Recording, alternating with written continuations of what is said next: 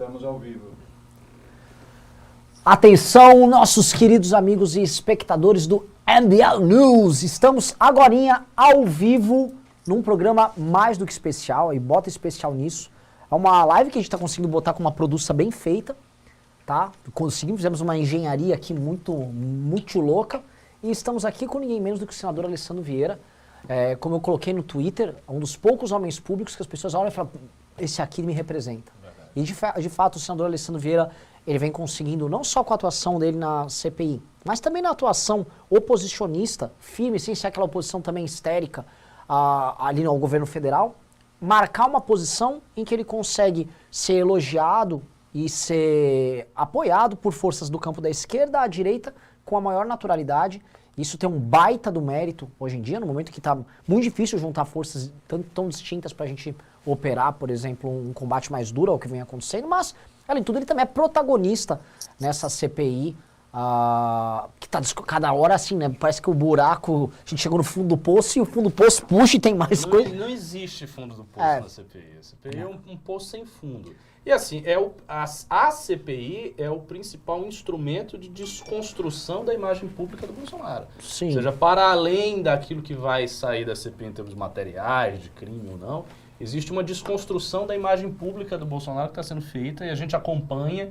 E isso é uma coisa que tem tido uma convergência, digamos assim, ótima, um ponto ótimo de convergência com todo o esforço do MBL. Sim. De ser oposição ao Bolsonaro. Então, pra gente é maravilhoso, é uma honra contar com o senador. O senador também é hoje pré-candidato à presidência da República e, enfim, a live está aberta para debater desde CPI até perspectiva de Brasil, até construção de uma alternativa, contar ideias que ele tem, eventualmente, como pré-candidato. Então, assim, estamos super abertos. Então, boa noite, senador. É uma honra enorme para nós estarmos contigo hoje aqui no MBL News. Passamos a palavra aí, enfim, dá a tua boa noite, dá o teu oi, dá o teu recado e dali a gente começa o bate-papo.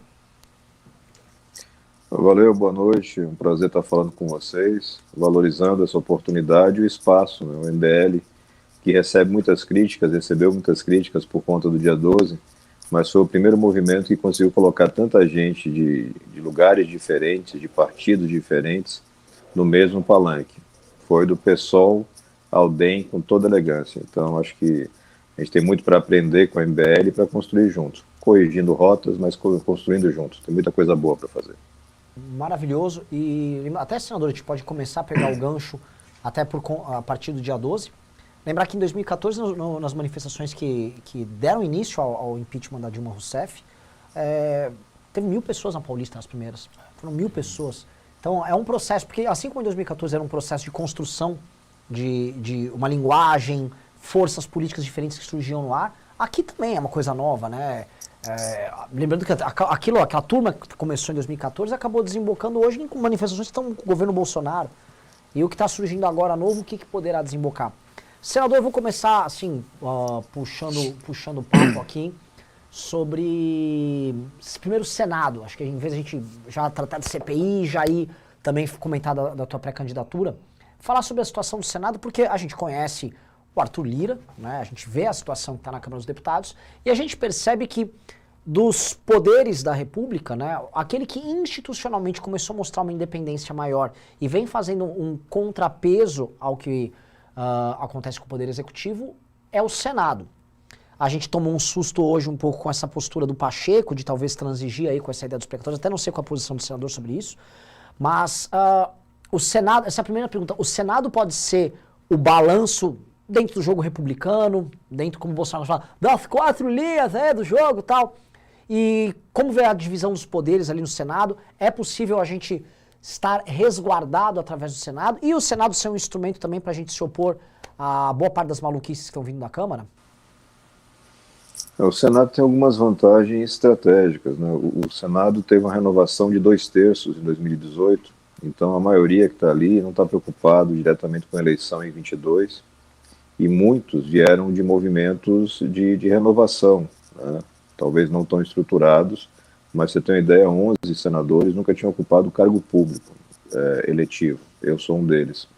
Então isso dá uma diferença com relação à Câmara dos Deputados, onde a batalha é muito mais difícil, você tem lá mais de 500 caras, 513, é tudo muito complicado e muito mais sensível para coisas como orçamento secreto. A gente tem enfrentado as maluquices mais graves do governo Bolsonaro, numa mistura de votos que pega ali independentes e setores mais responsáveis da esquerda. O governo Bolsonaro nunca teve maioria no Senado, né, em nenhum momento da legislatura. E não vai ter, porque a forma de construção do Bolsonaro não soma. Claro que a gente tem uma série de dificuldades, né, a gente vem melhorando. O Pacheco, né, o senador Rodrigo Pacheco de Minas, tem um perfil bem tipicamente mineiro, então é aquele cara que busca sempre um acordo, busca uma composição, mas é um cara qualificado, isso facilita o trabalho. Então, precatórios, você tocou na questão dos precatórios. Ele, como vem do direito, ele tem plena noção que você não pode simplesmente inventar uma estratégia para parcelar os precatórios. Não, o precatório é um troço que você não recebeu no tempo, entrou na justiça, esperou 100 anos, e agora, na hora de receber, o governo vai dizer, não, pera aí um pouquinho e vamos dividir de novo. Não faz sentido jurídico. A gente vai ter que construir uma alternativa e, na minha opinião, particularmente, com manutenção do teto. A gente precisa de uma âncora fiscal, ainda mais no momento de um governo claramente populista. Muito bom, Ricardo. Eu tenho uma curiosidade, porque o senador falou dessa renovação que houve no Senado, que foi uma coisa realmente extraordinária. Eu acho que foi a maior renovação histórica da casa, assim, desde o princípio da casa. E o senhor disse que nunca teve um cargo eletivo, ou seja, foi o primeiro. Como é que foi esse ingresso seu na política? Uma pergunta de caráter pessoal, como é que foi esse ingresso? Eu sou delegado de polícia, né? Então, durante 17 anos mais ou menos, eu exerci minha função como técnico. Eu trabalhei em todo tipo de unidade e operação policial que você possa imaginar. E, num dado momento, eu ocupei o cargo de chefe da polícia no meu estado. E a gente estruturou um trabalho de combate à corrupção. Quando a gente começou a prender empreiteiro, parlamentar, máfia do lixo, o governador da época me exonerou. Ele foi pressionado pelos financiadores de campanha. Eu fui para uma delegacia numa cidade, na região metropolitana de Aracaju, mas fui já com a convicção de que para mudar esse jogo a gente tem que trocar de andar, entendeu? O técnico vai até um pedaço. As decisões mais importantes são na política. E aí me filiei num partido, a Rede dava possibilidade de candidaturas avulsas, né? É o estatuto, um dos estatutos mais modernos que você tem da Rede.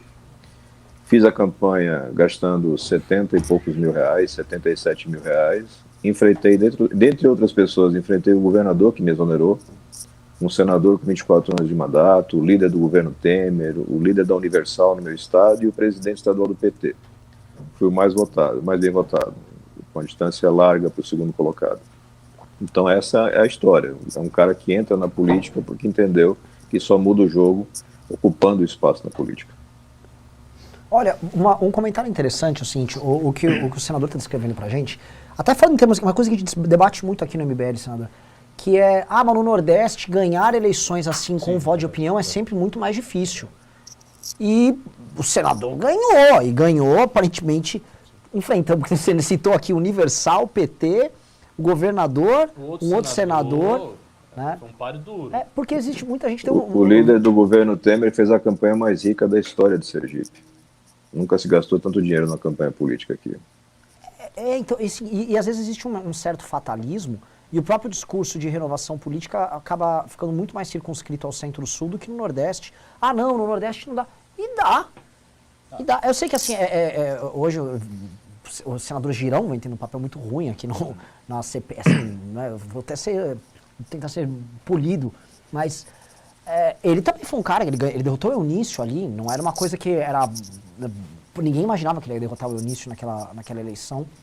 Então, há um potencial, então, isso é uma pergunta assim, que a gente debate muito aqui.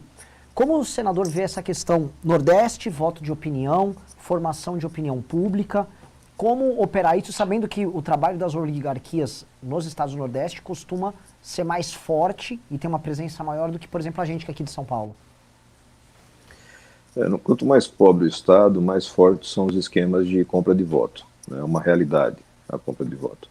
Mas o que mais atrapalha a renovação política num estado como o meu é o domínio pleno que se tem dos meios de comunicação por conta dos grupos que estão no poder. Então, nenhum jornal, nenhuma rádio no meu estado se sustenta sem patrocínio do estado, prefeitura da capital, coisa que o valha. Isso dificulta muito. Então, no meu caso, a gente conseguiu furar essa barreira usando redes sociais, rádios comunitárias, Em alguns lugares, os caras cometeram um erro estratégico. Eles permitiam que eu falasse com a população porque eles tinham a intenção de tirar voto de um adversário. E a gente, enfim, girou no Estado, conseguiu levar mensagem para muita gente. E tem uma coisa que para mim é central. O brasileiro não é doido. O brasileiro não quer votar em maluco, não quer votar em ladrão, não quer votar em incompetente. Mas se só tiver maluco, ladrão, incompetente na urna, ele vai fazer o quê? Ele vai votar. Então a gente tem que dar cada vez mais alternativa, traz gente preparada, gente independente, e o voto chega com estratégia, enfim, uma comunicação adequada, tem toda a condição de chegar, porque o brasileiro está de saco cheio, querendo mudar a sua vida, e tem consciência que não vai mudar a vida com esses personagens que estão aí já marcados. Existe uma espécie de conclusão que a gente vê conversando com grandes políticos sobre essa eleição municipal, a última. A eleição municipal de agora foi uma eleição que se caracterizou pela volta dessas oligarquias, de partidos que estavam cambaleantes e se restabeleceram. O DEM foi muito bem. O DEM, ou seja, houve uma espécie de segurada no processo de renovação política dentro do qual nós estamos atuando. O MBL é essencialmente um movimento de renovação política. Então, isso aconteceu e houve, por conta disso, uma leitura, está havendo uma leitura de que esse processo de renovação ele foi interrompido. E uma série de fatos vem no bojo dessa interrupção. A gente viu, por exemplo, a própria Lava Jato se diluir, a gente viu o Bolsonaro fazer todos os esquemas possíveis e imagináveis que estão sendo averiguados na CPI. Então a gente vê que hoje o contexto de renovação parece ser mais difícil. O que o senhor acha disso? E isso seria um contexto local agora, e a gente tem esperança de ter essa renovação continuar, ou de fato as coisas estão mais complicadas? A eleição de 2020 foi muito impactada pela pandemia, impactada do seu ponto de vista das pessoas trancadas em casa, campanhas mais difíceis, mas principalmente, do seu ponto de vista do resultado eleitoral, pelo fato de que estados e municípios receberam muito dinheiro. Então eles tiveram condições de fazer campanhas, os grupos que já ocupavam o poder, campanhas muito mais sólidas, né? Campanhas com gastos milionários, todos os estados da federação regularizaram seus pagamentos, municípios regularizaram pagamentos, então isso teve um efeito. Eu acho que 22 vai continuar com um sentimento muito parecido com o de 18, que é um sentimento de busca por renovação, de muita irritação com a política tradicional, mas com uma característica adicional, que vai ser uma busca por qualidade. Não dá mais para imaginar que você vai ter renovação à base de personagem de internet, aquelas figuras que chegam no parlamento e não dão nenhuma entrega, chegam, enfim, nos espaços de poder e não conseguem construir nada. A gente que veio da renovação, o MBL está nisso, com alguns parlamentares, a gente tem a obrigação agora de mostrar à população de que valeu a pena fazer a aposta. Valeu a pena investir num nome novo, esse nome novo fez diferença, e precisa de mais gente para conseguir dar mais resultado. Mas, pelo menos do que eu vejo nessas andanças pelo Brasil, o sentimento é de que muitos nomes compensaram, muitos nomes confirmaram aquilo de que dá para fazer diferente, e agora é um trabalho de consolidar. Nunca vai ser fácil. A grana está com os caras, o sistema está com os caras, a gente vai ter que ter muita estratégia e persistência para chegar lá. O gancho de uma coisa que o Ricardo levantou, senador, interessante, que foi sobre Lava Jato, destruição do processo da Lava Jato. E ali no Senado especificamente, houve uma atuação, ali por conta do caso da CPI da Lava Toga, houve uma atuação muito clara e direta do Flávio Bolsonaro, ali na época com o Renan Calheiros, e houve uma operação de guerra por parte do governo federal para barrar aquilo. E muita gente, assim, muito entusiasta do governo, né, gosta de falar que, não, mas isso são exageros, estão exagerando. Né? Mas nos parece que o governo, ele vendeu, né, ou ele trocou essa esperança que as pessoas tinham de um processo de depuração política por um acordo que protegesse filhos ali. Né? Eu sei que às vezes é um assunto espinhoso, mas, senador, dava para perceber que havia uma atuação direta ali, uma atuação, vamos acabar com o que estava acontecendo, vamos tentar dar uma parada no jogo, vamos botar um jogo na estaca zero, e aí segue de uma nova maneira? Chegou a ficar claro isso? Não, clareza cristalina. Você teve uma união do Centrão, Bolsonaro e PT, para primeiro barrar a Lava Toga, com a atuação direta do presidente Bolsonaro. O presidente Bolsonaro chamava senador no gabinete, no Palácio, para pedir que tirasse a assinatura. Foi assim que ele rompeu o senador Major Olímpio, falecido infelizmente pela Covid. O Flávio Bolsonaro fez discurso contra, o Eduardo Bolsonaro fez discurso contra. Você começava ali os primeiros passos daquilo que depois virou o orçamento secreto, que é essa irrigação de emendas, de cargos para a turma ali mais do Centrão. A votação da Lava Toga na CCJ, que não cabia, claro, né, foi uma estratégia do Davi Alcolumbre, mas ela foi muito marcante. É bom você verificar o mapa de votos naquele dia. O parecer é feito por um senador do PT. O parecer diz mais ou menos o seguinte: olha, vocês indicaram 12 fatos típicos que podem ser apurados por CPI, mas alguns a gente acha que não podem. O parecer não diz os que podem, não diz os que não podem, não diz o que você faz, e teve maioria de votos. Teve os votos do DEM, muito marcantemente do DEM, por conta da atuação do Alcolumbre, do PT todo e da turma do Bolsonaro, com direito ao discurso do Flávio, já na época muito incomodado. A verdade é que o Bolsonaro, a família Bolsonaro, ela só existe do jeito que milhões de brasileiros ainda enxergam na internet, né, nas redes sociais. É uma turma ficcional. Na vida real, eles são aquilo que cada vez mais o Brasil está conhecendo. Gente que tem rabo preso, que tem medo de processo, que está envolvido em rachadinha. E pior, gente que não trabalha. O Brasil precisando tanto de gestão, de gente que pegue no pesado e vá lá resolver as coisas. E o presidente só quer saber de fazer campanha, passear e ficar brincando na internet. E isso se repete na atuação parlamentar dos filhos. É um prejuízo grande que ele está sofrendo. A gente chegou em 2018 com muita expectativa de dar um passo adiante. Deu tudo errado. A gente foi vários passos atrás. Em alguns pontos, eu tenho dito, a questão do combate à corrupção, a gente está no século passado. Perseguição a quem trabalha, destruição das estruturas, tanto de investigação como de arcabouço legal, ou seja, as leis que permitem que você faça apuração. A gente hoje estava na CCJ, conseguimos adiar a votação, mas é jogo certo que a gente vai perder. Os caras vão destruir a lei de improbidade, né? Vai ficar uma coisa praticamente impossível de você processar e condenar alguém por improbidade administrativa. É um retrato do que esse governo está fazendo com o Brasil. As pessoas imaginavam que assim, a famosa mamata acabou, né, os vagabundos, assim, é o maior retrocesso desde que a Constituição de 88 começou a valer, assim. Nossa, isso não, assim, em termos legais, assim, nunca houve tanto retrocesso, porque a Dilma, em 2013, ela, por exemplo, a delação premiada foi por conta dos protestos de 2013. A coisa, você foi, na verdade, fechando o cerco ali, e essas instituições, Ministério Público, Polícia Federal, estavam mais equipados, com mais autonomia, já tinham teses comparadas. Olha só, por exemplo, o caso do Moro, é isso? Olharam o que aconteceu em investigações dos Estados Unidos, a própria operação lá, Manopolite, lá na Itália e tal. Então, a coisa foi maturando. E hoje, na verdade, foi um processo de destruição, degradação ímpar. E tudo com o Bolsonaro andando de motoca com um monte de... O Bolsonaro foi uma espécie de garantidor do processo. Sim. Ele garantiu apaziguando as massas, porque as massas estavam inflamadas a favor do combate contra a corrupção. E o Bolsonaro garantiu, ele fugiu ali, resolveu os problemas da família dele, quer dizer, resolveu mais ou menos, e destruiu isso. Só que, uma pergunta, qual seria o caminho de retorno? Como a gente faz para remontar, reestruturar essas instituições, essas leis que estão caindo? Como é que a gente faz isso? Posso complementar a pergunta? Que acho que até para pegar o aspecto pré-candidato do senador, para a gente não perder essa oportunidade.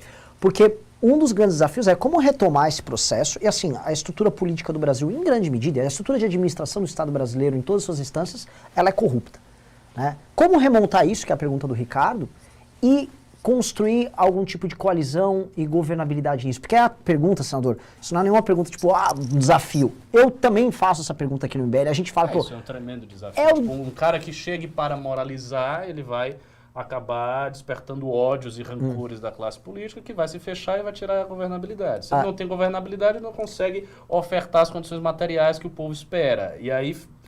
E essa pergunta é o desafio nosso, teu, de todo mundo. A gente sempre quebra a cabeça e acho que não tem resposta pronta, eventualmente, mas sugestões, o que a gente pode fazer? É uma construção, né? Então, para o momento que o Brasil vive, a primeira coisa é dar um choque de realidade nas pessoas, né? Tirar da bolha de internet, mostrar o mundo real, mostrar tudo isso que está acontecendo de destruição das estruturas de combate à corrupção. Mas numa gestão, e aí vocês podem checar essa percepção com o Kim, que chegou lá, enfim, no mesmo momento que eu cheguei no parlamento, nos primeiros 6 meses você não via a cara da turma do Centrão. Eu não escutava o Ciro Nogueira, Ricardo Barros, Arthur Lira, essa turma estava toda escondidinha, esperando para ver se era de verdade aquilo que tinha sido prometido na eleição. Quando eles entenderam que não, era só papo furado, aí eles voltaram com a corda toda. Então, todo começo de ciclo, né, logo depois da eleição, ele tem uma energia de mudança que, se você direcionar bem, você consegue dar um salto. Então, o Bolsonaro teve todas as chances de fazer uma mudança significativa para o Brasil, e o que ele fez foi piorar o Brasil. Ele teve a chance, eu estava lá. Esse monstro que é o orçamento de hoje, eu me recordo da gente indo lá no Palácio do Planalto e deixando com o general Ramos um abaixo-assinado de alguma coisa como 50 senadores, dando para ele garantia que ele podia enfrentar o Centrão, podia barrar o Centrão da Câmara, que a gente segurava a onda no Senado. Ele preferiu negociar, preferiu pagar os caras, preferiu ir transferindo o controle do orçamento. E nessa transferência você tem uma série de consequências negativas, né? Não é só corrupção, é muita incompetência e muitas falhas na distribuição do recurso, né? O Brasil é um país pobre, não tem dinheiro infinito. E quando você bota na mão de gente desqualificada decidir para onde o dinheiro vai faltar grana. Bom, pegando esse gancho aí do dinheiro, assim, a gente fala muito de combate à corrupção, de boa governança, mas tem um assunto que a nossa plateia, nosso público sempre quer saber. Qual é a visão econômica dos candidatos, pré-candidatos da terceira via?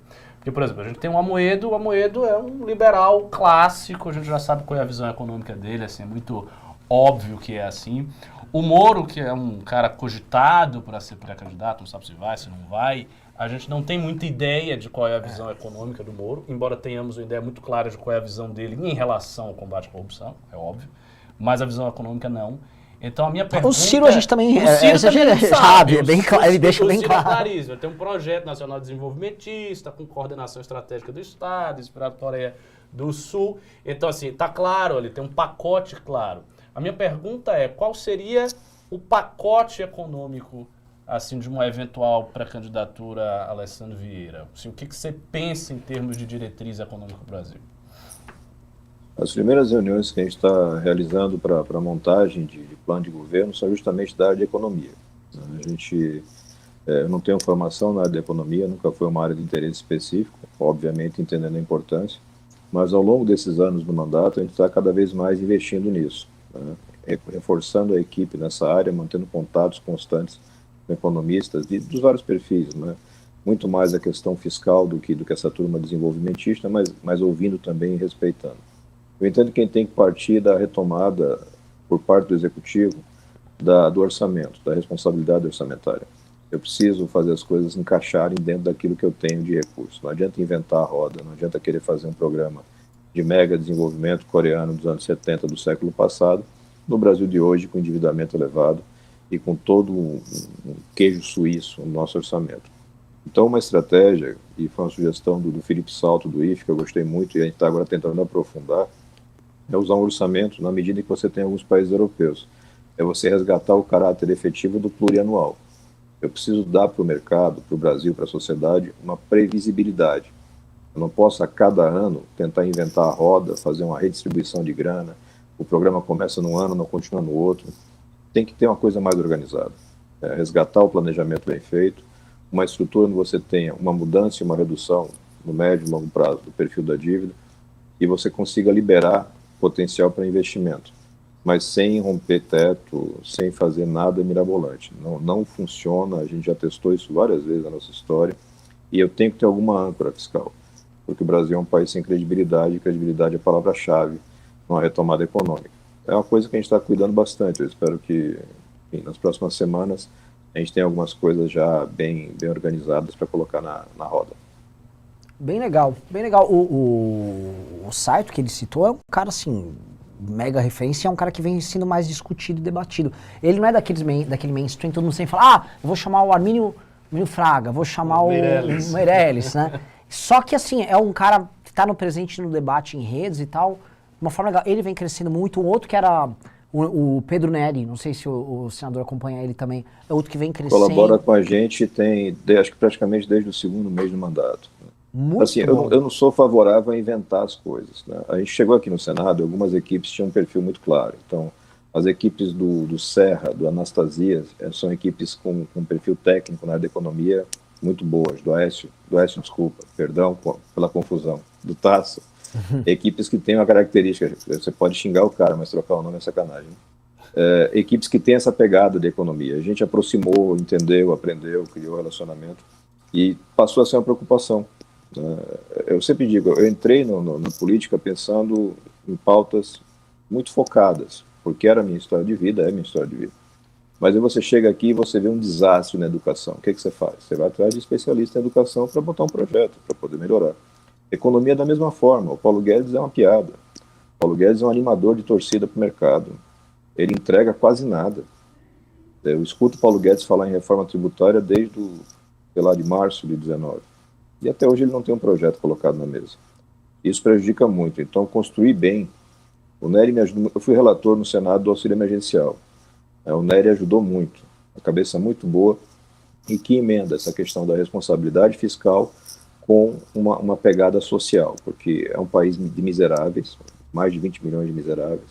Eu não vou ter um futuro para o Brasil se eu não resgato essa turma e coloco numa inserção no mercado através de uma educação renovada. Nosso modelo educacional estava defasado antes da pandemia, agora está destruído. A mistura pandemia e Bolsonaro passou um trator na educação. A gente vai ter um trabalho grande, porque eles estão destruindo assim, em terceiro escalão, contaminando tudo ideologicamente, executando muito pouco, resolvendo muito pouco o problema na ponta. É um trabalho grande, mas para mim, pelo menos, parte desse, um dos eixos é a economia.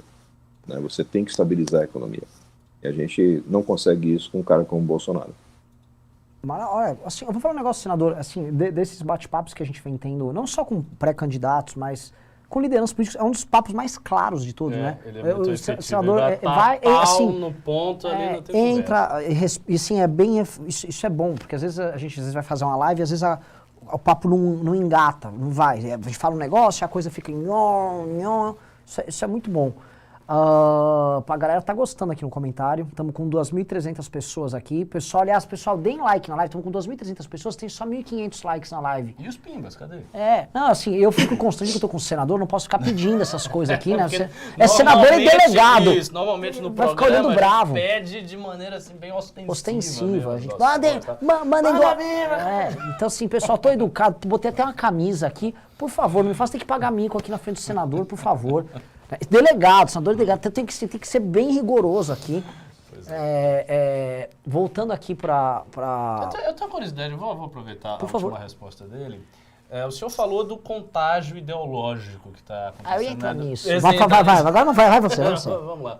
Então, o contágio ideológico que está acontecendo na educação. A gente fica sabendo de coisas que explodem, assim, tipo, o Sérgio Camargo na Fundação Palmares falando que a escravidão não foi bem assim, o Dante Mantovani numa outra fundação de cultura dizendo que a Adorno fez a música dos Beatles. Coisas que são folclóricas e caricatas. Mas a minha pergunta é, quão profundo e quão amplo está sendo este contágio ideológico nas instituições de educação, nas fundações, no segundo escalão do serviço público? Como é que o bolsonarismo está operando nessa seara? Eles vêm fazendo uma infiltração muito acelerada. É mesmo? Em algumas áreas, particularmente na educação, na preocupação deles.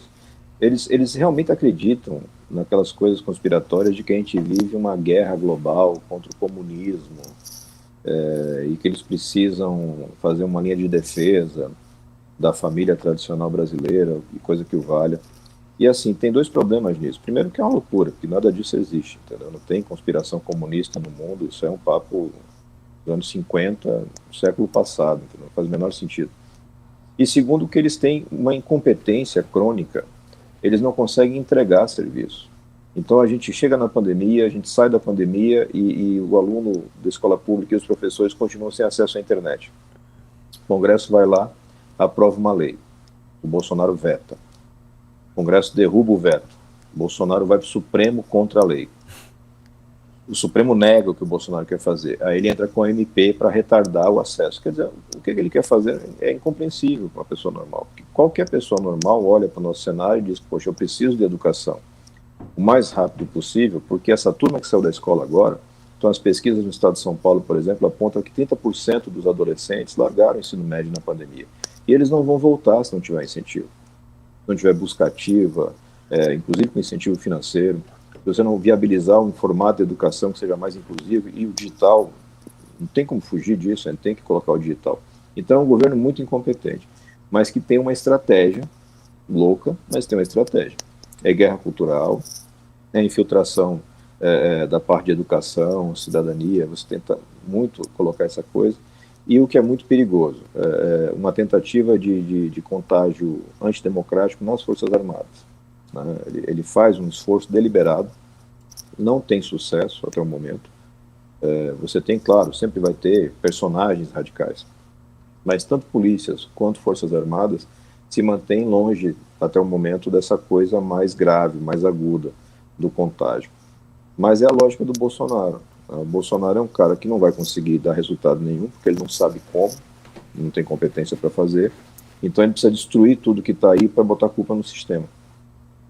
Não vai ser fácil. Em algumas áreas a gente vai ter muito trabalho para refazer, porque o corpo técnico dos ministérios, quem já andou em Brasília tem um monte de defeito, mas um defeito que Brasília não tem é má qualidade técnica nos nichos de ministérios. Você tem muita gente boa lá, e você precisa disso, entendeu? Quando você começa a afastar os técnicos e colocar maluco, o prejuízo é muito grande, e é uma coisa de perseguição. Então a galera começa a recuar, e eu senão vou colocar minha cara aqui para ser achincalhado nas redes sociais, para ser transferido para um cargo, uma função pior.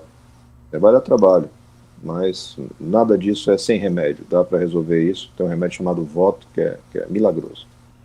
Tem que ver se eles cobram, se eles veem que um voto é milagroso, eles vão falar que é cloroquina, hein, senador? Aí é perigoso que eles... Opa! Vão fazer propaganda, pelo menos. Senador, esse ponto que a gente falou agora de infiltração, teorias conspiratórias, aí eu não vou poder fugir de entrar um pouco nessa questão da CPI, que eu acho que dá pra gente... Acho que entrar em minúcias a gente fica até maçante, mas uma coisa que as pessoas estão tentando entender, houve várias linhas de investigação e houve várias polêmicas envolvendo a questão da condução da pandemia. Mas há 3 coisas básicas que a gente pode listar, que essa é a questão da vacina, superfaturamento, contratos estranhos e lobistas. Há a sabotagem, a vacinação e o uso de remédios esquisitos e tal. E há, vamos dizer assim, a própria infiltração ideológica dentro do aparato de saúde, e várias pessoas que já foram convidadas para isso, que eram muito mais ideólogos políticos do que pessoas ligadas a isso, né? E aí eu tentava, mais do que tentar entender para onde a CPI está indo, assim, na tua cabeça, senador, o que o governo queria? Ele queria só roubar? Ele queria realmente sabotar? Ele acredita nessas teses anti-vacina dele? Porque um momento eu cheguei a pensar assim... Eu lembro disso. Será que no fundo era só para roubar a tese anti-vacina? Era só para postergar a compra de grandes laboratórios e tentar fazer esses contratos esquisitos? Ou é tudo misturado, ou eles não tinham a menor ideia do que eles estavam fazendo? Ou era o Centrão operando? Porque no governo Bolsonaro é tanta tosquice junta que elas concorrem entre si e você acaba não sabendo qual é a tosquice dominante. Então, existe uma pista, assim, do que esses caras realmente queriam nessa história? Assim, o que a gente pode juntar desses pontos? Quando a gente começou a CPI, a primeira coisa relevante e que ajudou a dar certo foi um plano de trabalho. Então, a primeira coisa que a gente conseguiu fazer foi entender as falhas. Não comprou vacina e podia ter comprado, não fez campanha de esclarecimento, podia ter feito, teve acesso a todas as informações. E aí a gente voltou para... Por que eles fizeram isso? Será que é só loucura? Ele acredita mesmo nas próprias mentiras? E tem um pedaço que é isso mesmo. Você vê claramente que algumas coisas são feitas por convicções alienadas. A gente tem agora o caso do bilionário que levou a mãe para fazer um tratamento que não funcionava. O cara tem dinheiro para levar a mulher para se tratar na NASA, e leva para Prevent Senior.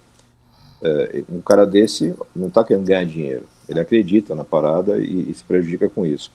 Mas, em paralelo, a CPI foi localizando grupos organizados que queriam continuar fazendo o que eles já faziam em governos passados, que é a corrupção. Então, os caras vêm para os contratos de altos valores, sem licitação, fiscalização simplificada, é a hora. O bandido não pode ver isso daí, né?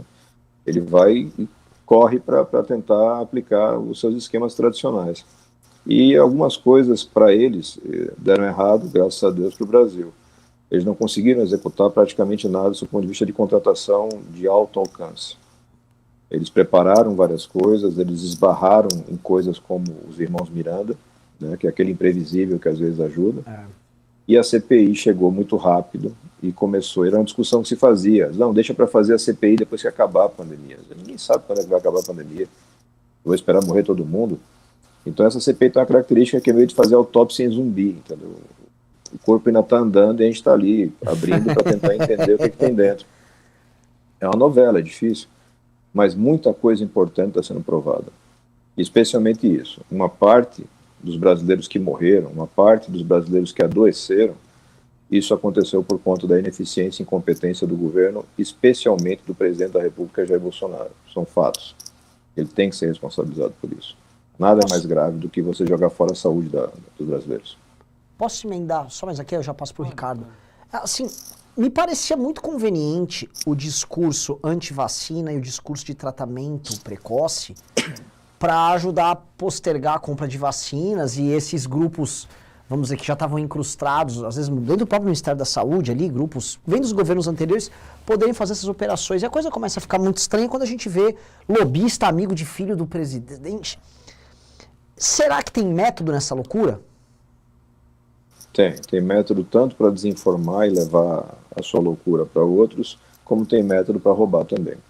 Quando você tenta entender como é que um cara como Cabo Dominguete tem acesso ao governo, enfim, personagens absolutamente fora do normal, um banco que dá garantia sem ser banco, sem ter lastro econômico, que é o Fibbank, enfim, são vários fatores que acontecem, várias situações que acontecem, você tem que entender como é que esses caras chegaram lá. E alguns chegam pela interface do Centrão, que continua operando muito fortemente. Outros entram pela interface conservadora, pseudo-conservadora, e aí são militares da reserva, aquele reverendo picareta da secretaria que não era secretaria, mas que são pessoas que têm acesso direto ao núcleo de poder, por conta do seu perfil, vamos chamar assim, perfil ideológico. E um terceiro grupo, que é clássico em Brasília, que é aqueles que são cooptados por lobistas. Então, literalmente, o cara era contratado por uma empresa, por um personagem, queria uma nomeação, queria um contrato, e ele sai buscando interfaces. E encontrou uma interface muito amistosa na família Bolsonaro. Vários desses lobistas que estão sendo investigados pela CPI, claramente, comprovadamente, têm conexões com os Bolsonaro. Isso não quer dizer necessariamente que eu não possa afirmar agora a corrupção. Você depende de mais investigação para isso. Mas o contato, a solicitação de favores e o recebimento dos favores, isso é muito demonstrado já. A gente vai ouvir amanhã um desses caras, que é sócio, funcionário, sócio, lobista da Precisa e de outras coisas, e que tem uma vida, um histórico aí de laços, de amizades e, enfim, comércio com figuras importantes do cenário político brasileiro. Ou seja, é um esquema extremamente emaranhado. Eu acho que isso faz também, aí eu vou fazer minha pergunta, a perspectiva do impeachment ser um pouco complicada, porque o impeachment, obviamente, depende dos votos da Câmara e depende do líder. E como a gente vê um esquema tão emaranhado, meio que a queda do Bolsonaro poderia implicar na queda de um monte de gente, que se não fosse por isso, poderia abandonar o Bolsonaro.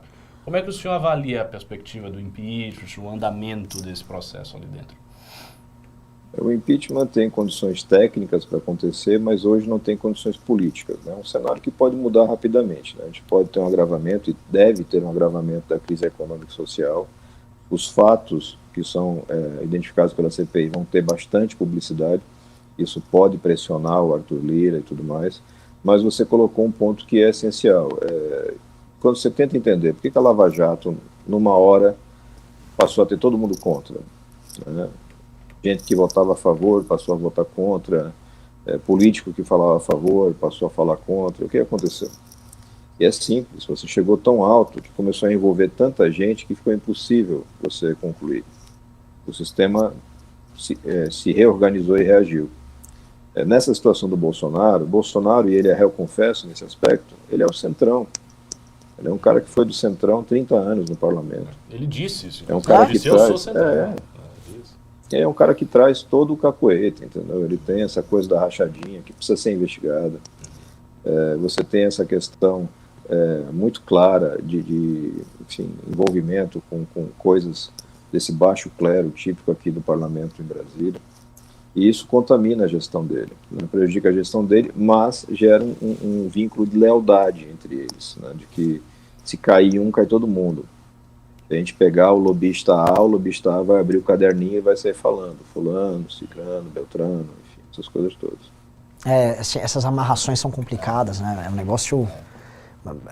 É complicado. Envolve diversos partidos, e partidos que já eram, que não eram. E por isso que a escolha do Lira tem algo de sábio na escolha do Lira, porque o Lira também é um cara absolutamente enrolado, né? E o Lira não pode... O Lira é mais comprometido que o Bolsonaro. Sim. O arranjo que permite que o Lira esteja lá como deputado já é um arranjo bastante complexo. Né? Mais um daqueles que estão pendurados em liminares. O senador de comentar um negócio aqui no chat, o pessoal está comentando aqui, falaram que o senador é o Kimi Raikkonen do Senado, o piloto de Fórmula 1 que a gente chama de homem de gelo, o Iceman, porque o senador tá frio, tal, correto. Eu e minha mãe me falaram, olha Renan, parabéns, viu, você não falou nenhum palavrão ainda. Ó, senador, parabéns, isso é um feito aqui, o nosso programa é um programa meio baixaria, a gente fica falando palavrões e tal. Mas saibam também que o senador, quando tem uns depoentes lá, ele sai um pouco do homem de gelo, ele dá umas esquentadas ali.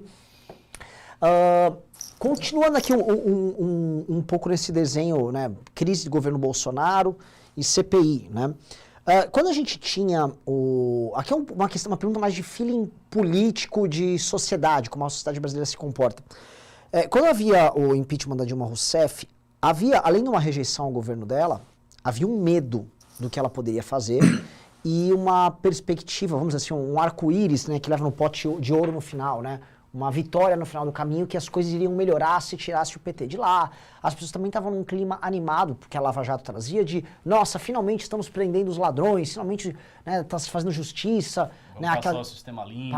Exatamente. E o que acontece com o Bolsonaro, e a gente, né, fazendo até uma leitura pós-dia 12, é que as pessoas não estão com uma perspectiva feliz do que está acontecendo. É como se o Bolsonaro fosse um mal que tenha surgido naquele processo de depuração e as pessoas estão lidando hoje com um problema que, em certa medida, elas próprias criaram, né? O Bolsonaro foi eleito em 2018 com uma baita de uma votação.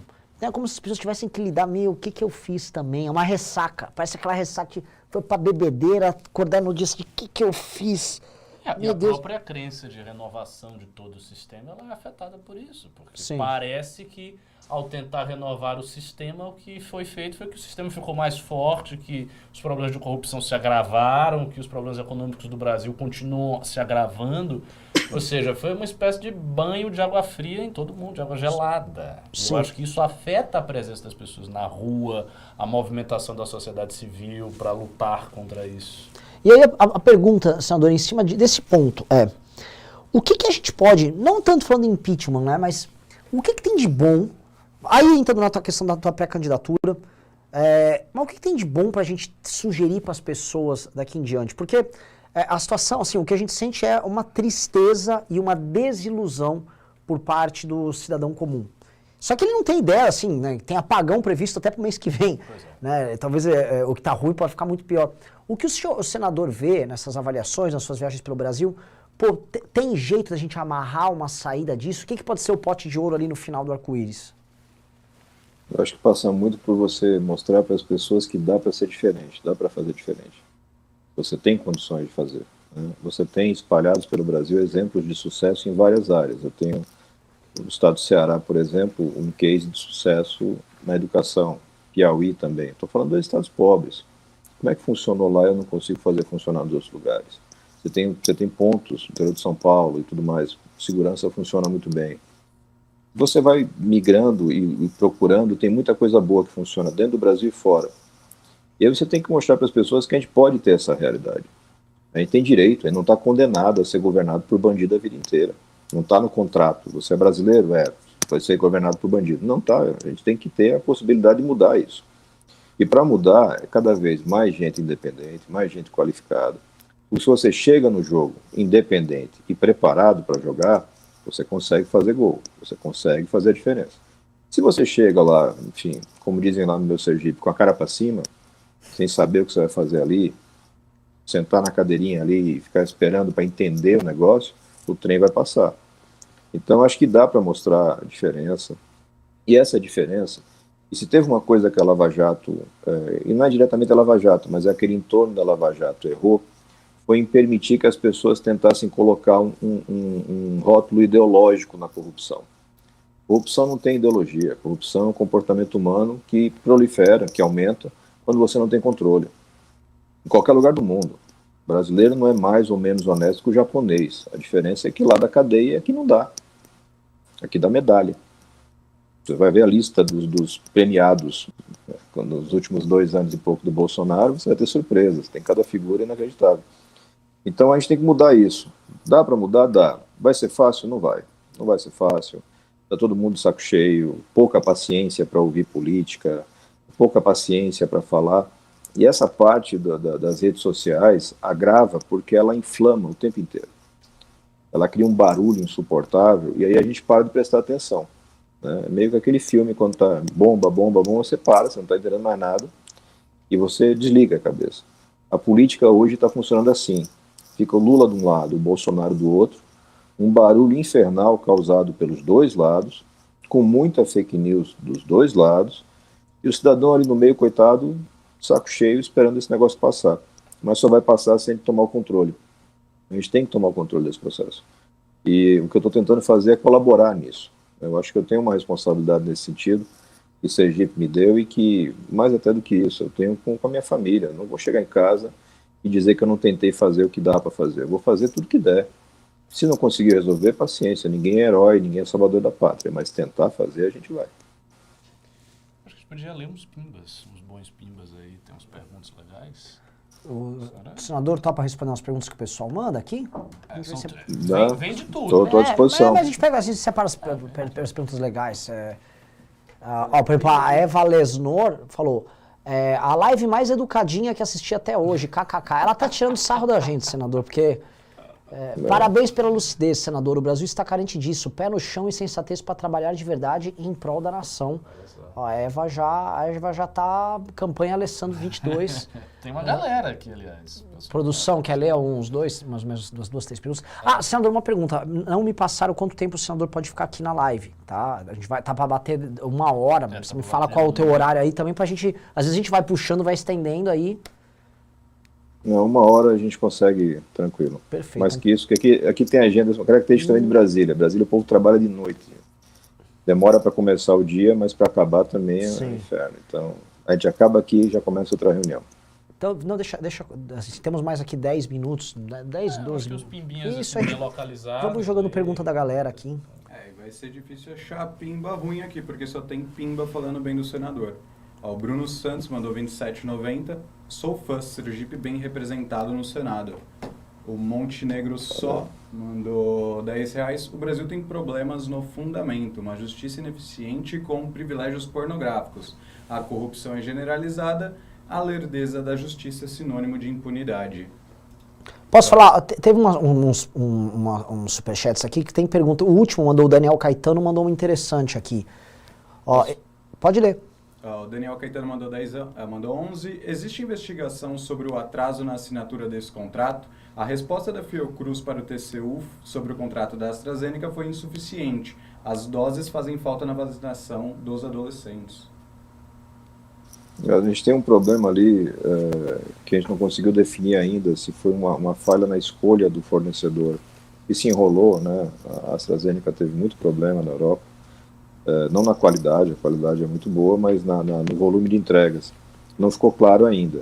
O que ficou claro é que, por muito tempo, o governo manteve uma convicção de que não precisava comprar vacinas, que as coisas iam se resolver magicamente. Era o pensamento Osmar Terra. Osmar Terra, se tiver um cara assim para ganhar um prêmio, botar a cara dele na medalha de negacionismo, Osmar Terra está lá, ele é campeão. E agora você vê a persistência disso, porque a gente não tem orçamentário para vacinação no ano que vem. A gente está chamando o Queiroga pegou essa Covid agora lá em Nova York, comendo pizza. Não tem problema, vamos esperar ele melhorar, voltar para o Brasil, porque ele tem que sentar na cadeirinha lá para explicar 2 coisas. A suspensão da vacinação de adolescentes, que foi uma palhaçada para puxar o saco do Bolsonaro, e como é que vai ser a vacinação do ano que vem. A doença não vai embora assim porque a gente quer, não. Decidir que acabou. Não, tem que ter dinheiro. E já é o segundo ano consecutivo que o Guedes não prepara orçamentário. E aí é jogada, porque ele mantém o orçamento como está e depois tenta tudo extra, aprovando PLNs e furando o teto. É tudo que a gente não precisa. A gente precisa de organização, previsibilidade, e é previsível que nós vamos precisar, porque o mundo inteiro está se programado para um novo ciclo de vacinação. Infelizmente, acho que a gente vai ter que ter vacinação contínua com relação ao Covid. Tem mais pergunta aí? Vou pular aqui para um Pix. O Rafael Della Torre disse assim para o senador: qual o diagnóstico e a proposta do senador para a segurança pública? O que está errado e precisa mudar? Tem muita coisa errada, né? A segurança pública, ela não se resume à polícia e tamanho da pena, né? Eu vejo aqui, a imensa maioria dos projetos que a gente tem no Congresso estão na linha do aumento de pena. O que nós precisamos é de processos mais rápidos. Eu preciso ter a convicção, o bandido tem que ter convicção de que se ele for preso, ele vai para a cadeia rápido, ele vai ficar preso. Então, no começo do mandato, a gente apresentou um pacote que era nessa linha, eram mudanças, especialmente mudanças no processo penal. O Sérgio Moro tentou alguma coisa parecida com isso, mas o governo nunca deu apoio e, enfim, uma parte se perdeu e acabou sendo usado para sabotar uma parte do trabalho que a gente fazia de combate à criminalidade. Mas, essencialmente, coordenação central, você precisa coordenar. As Forças Armadas devem participar desse esforço, mas dentro do seu escopo, ou seja, as Forças Armadas é para estar na fronteira. O Brasil não fabrica a droga, a arma, não é assim que funciona. Entra tudo pelas fronteiras, circula pelas nossas rodovias, vai entrar na cidade e depois a polícia tem que se virar para tomar lá na comunidade, que é a pior hora. A pior abordagem que você pode fazer é dentro da comunidade, porque o risco para inocentes é gigantesco. O custo para a operação é muito elevado. Se eu planejo bem e faço todo esse trabalho com inteligência compartilhada, as inteligências dos estados, inteligências policiais, não se comunicam adequadamente. É tudo rudimentar. Se eu consigo avançar nisso, eu consigo aumentar esse trabalho. Mas, essencial, coordenação central, resolver o problema do sistema prisional. Não adianta ter cadeia só para o cara ficar lá com o escritório. Tem que ser cadeia real. Isso parece já quase um consenso, né? Essa ideia da comunicação das polícias, da questão de manter e da questão das investigações serem mais efetivas. O Kim só fala nisso. Tem um pilar aí que todo mundo tá batendo e quando isso for executado, parece que vai funcionar. Não, e o problema disso aí é que isso não é tão cosmético e não gera, vamos dizer, tanto... Quanto dizer, a pena vai ser grave! Vamos matar vagabundos! Tome uma arma! Assim... Né, não é assim... Sim. Tipo, coordenação, inteligência de polícia, intercomunicação, O quê? Mata vagabundo! É foda.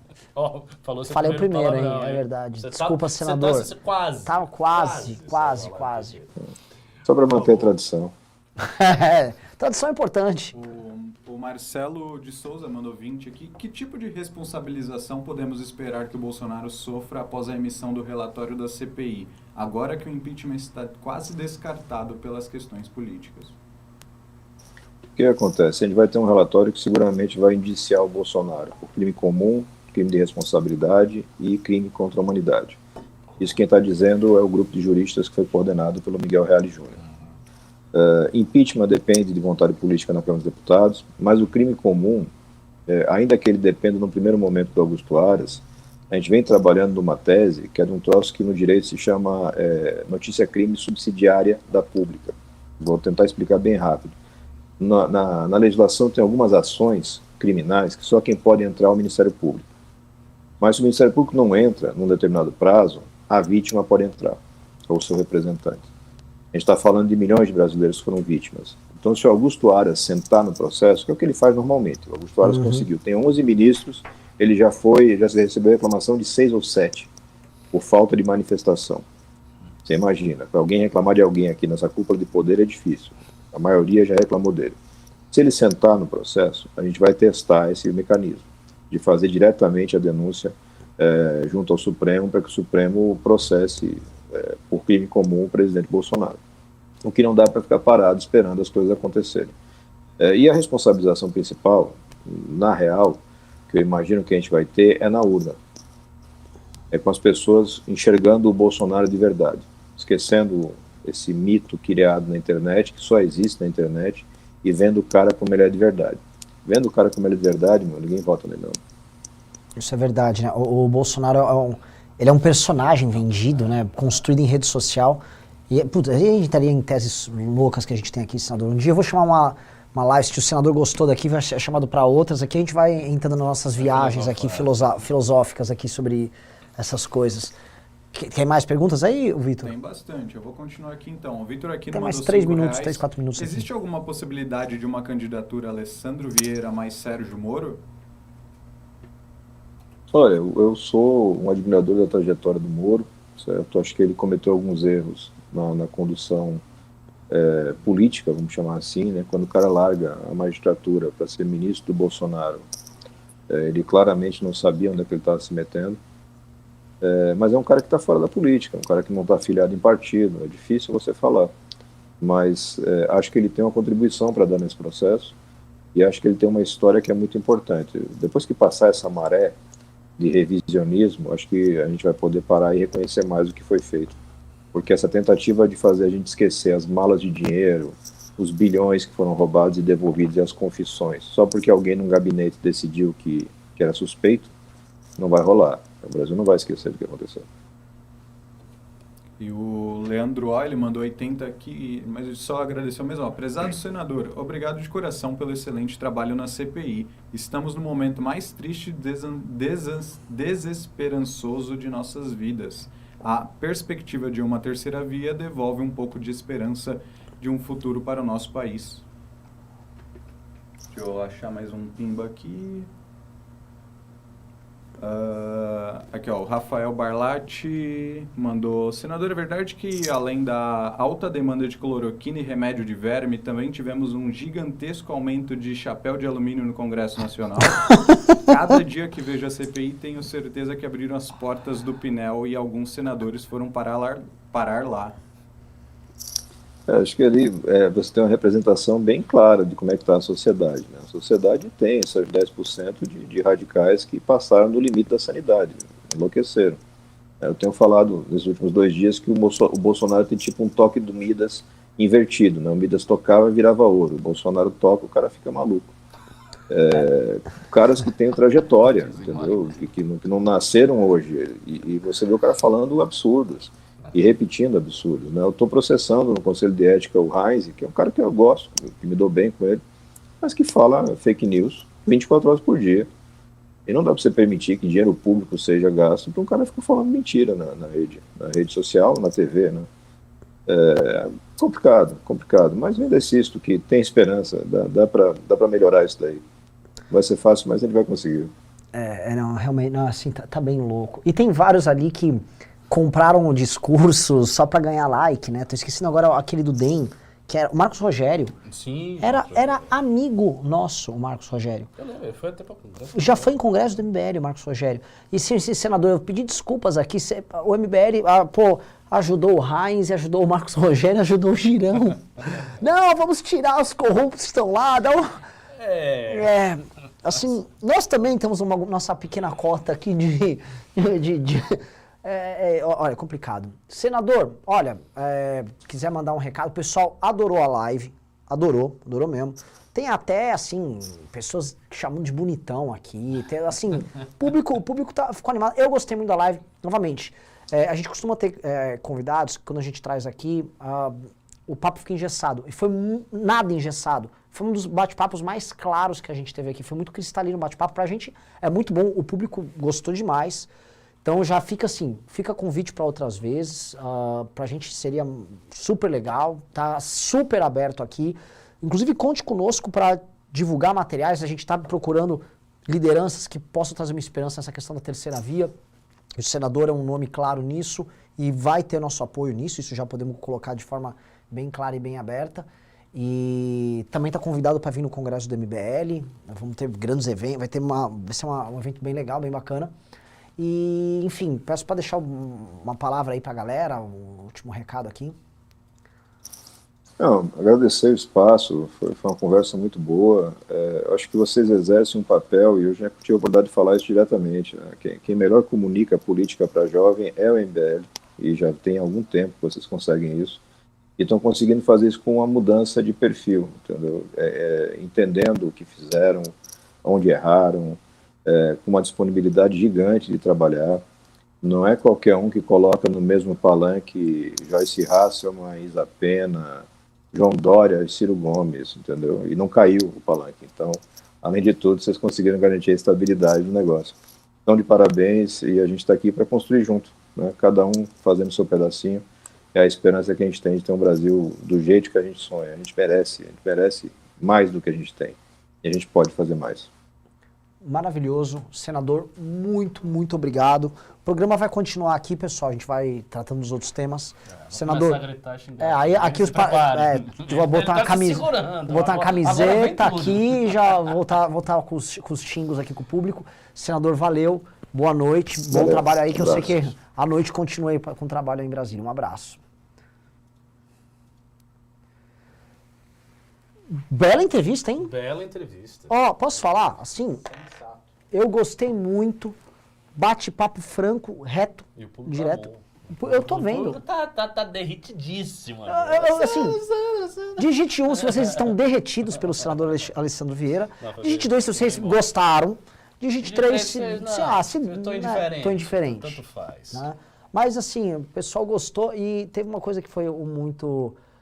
o pessoal Renan vai descarregar todos os xingos que segurou durante o debate. É tipo uma Dercy Gonçalves, você começa merda, cocô, né? Começa a falar um monte de bosta. Olha, praticamente só tem algum, dois aqui, nada de 3. É que como o público do MBL é um público que gosta de política, né? O que o senador tem aqui, o pessoal gostou, sabe o que é?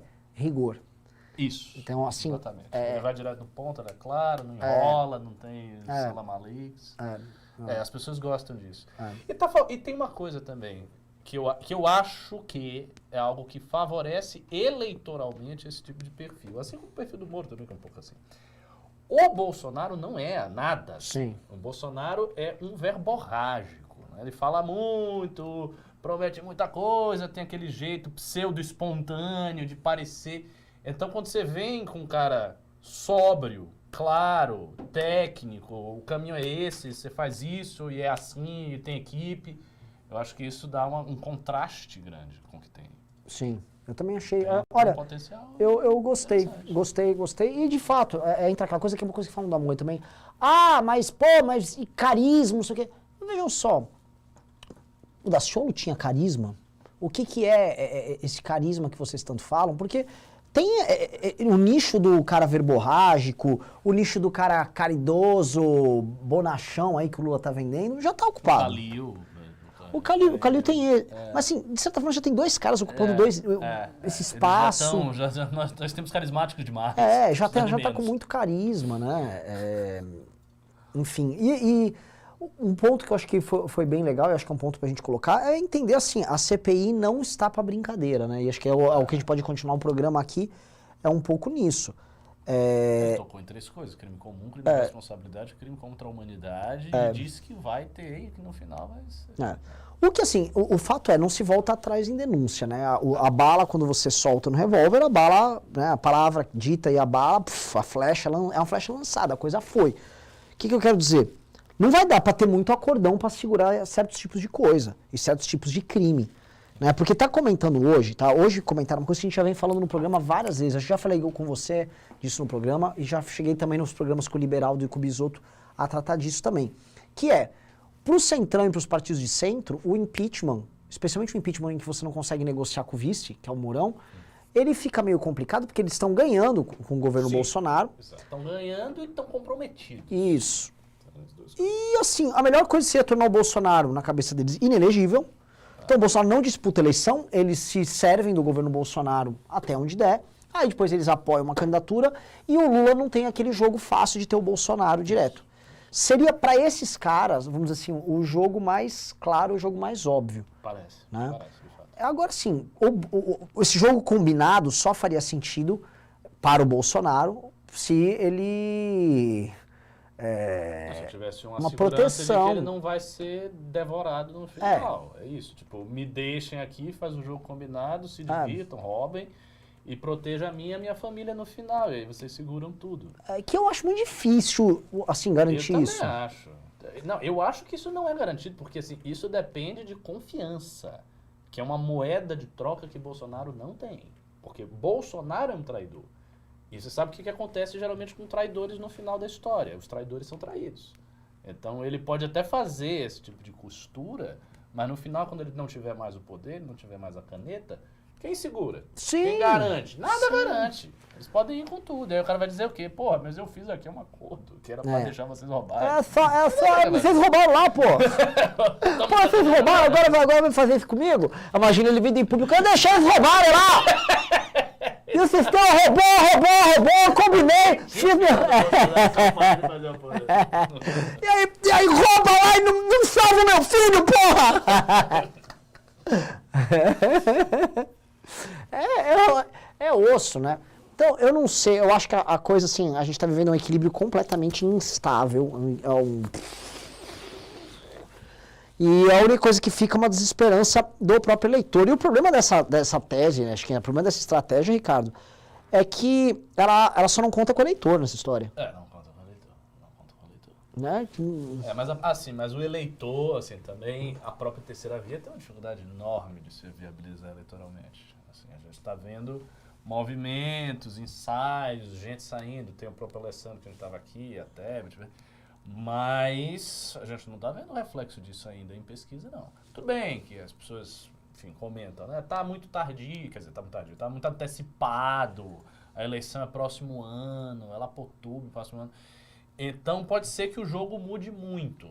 Eu acho que o que vai mudar, de certa maneira, é uma estratégia de terra arrasada. Tipo, se a situação do Brasil for bem pior, já tá ruim, mas se for muito pior, apagão, os problemas da CPI, tiver uma crise econômica mais drástica e mais aguda do que está aí, pode ser que tenha uma sacudida nessa pasmaceira, porque até então existe uma espécie de estabilidade na deterioração do governo. O governo ele está se deteriorando, mas ele está se deteriorando desde o início. Sim. Então passaram os 4 meses e o governo vem se deteriorando continuamente. Com exceção do auxílio, ele vai. Só que ele consegue manter uma estabilidade caindo, ele não cai de vez. Ele não afunda de vez. Então ele vai caindo. Essa estabilidade tem que ser quebrada. Tem que haver um momento de ruptura, de instabilidade na queda. Aí ele cai de vez.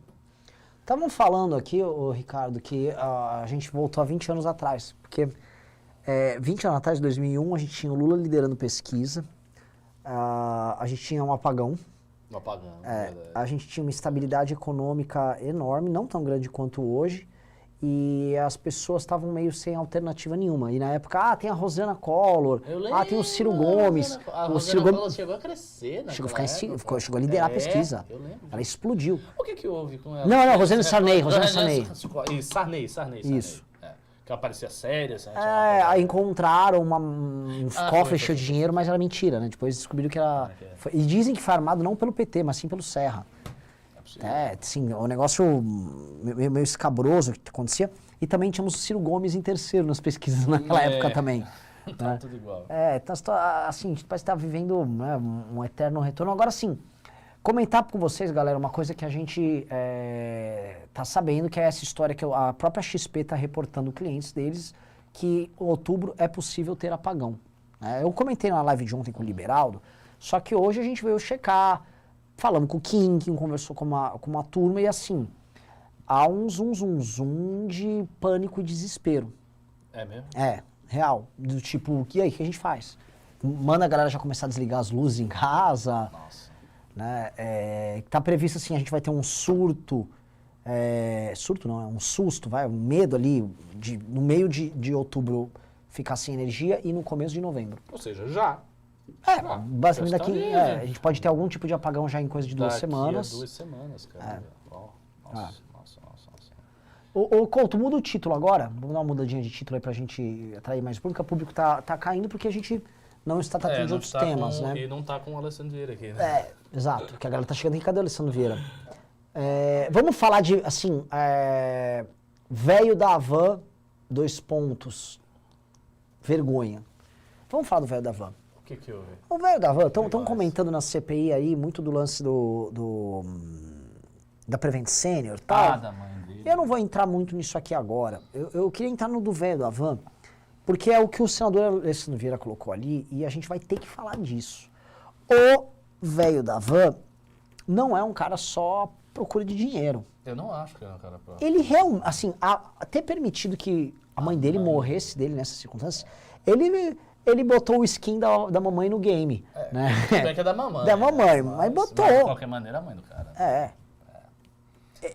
O que você me diz desse cara? Porque assim, é simbólico de uma parada que eu vou querer abordar com você depois, que o quanto, assim, se o Tutinha da Jovem Pan realmente não acredita nas porra que eles estão falando. Mas eu acho que ele acredita, quer dizer, o Tutinha não sei, eu não conheço, mas o que eu vou dizer assim de maneira mais geral, eu acho que muita gente acredita nisso. E eu tive esta constatação ao ver professores estrangeiros, eu comentei isso com você, que me deram curso intelectuais de alto gabarito dos Estados Unidos, vindo com um discurso negacionista. Negacionista, o discurso do Bolsonaro. E não era gente burra, nem gente mal informada, era gente bem informada, que inclusive fazia questão de falar com os alunos para tirar a máscara e não sei o quê. É sério isso. Tira aí, não sei o quê, e vinha e citava o estúdio não sei o quê, papapá, e a questão da mídia. Então, eu acho que houve uma confusão séria por conta do quê? Porque a pandemia também foi estranha. Tudo o que aconteceu ao redor da pandemia é estranho. E aí eu peço que vocês tenham calma para a análise que eu vou fazer aqui. A ideia de você fechar a humanidade porque está rolando uma doença, isso não é uma coisa comum. Assim, a gente teve várias doenças ao longo de muito tempo. E em toda a minha vida eu nunca vi um negócio desse. Então isso foi uma coisa extremamente incomum. A ideia de você ter grandes organismos internacionais que estipulam que todo mundo tem que usar máscara em tudo que é lugar, isso não é uma coisa comum. Você teve gripe aviária, você teve H1N1, H2N2, você teve várias doenças. E uma coisa deste tipo nunca aconteceu. Ou é mentira? Então, a pandemia foi um fato singular. A partir desse fato singular, houve uma proliferação de teses sociológicas e filosóficas mais diversas. Aqui eu posso fazer uma lista de gente que escreveu sobre isso. Judith Butler, Zizek, ou Agamben, gente da área de comunicação. Um monte de gente escreveu sobre isso. Então foi um negócio assim muito revolucionário.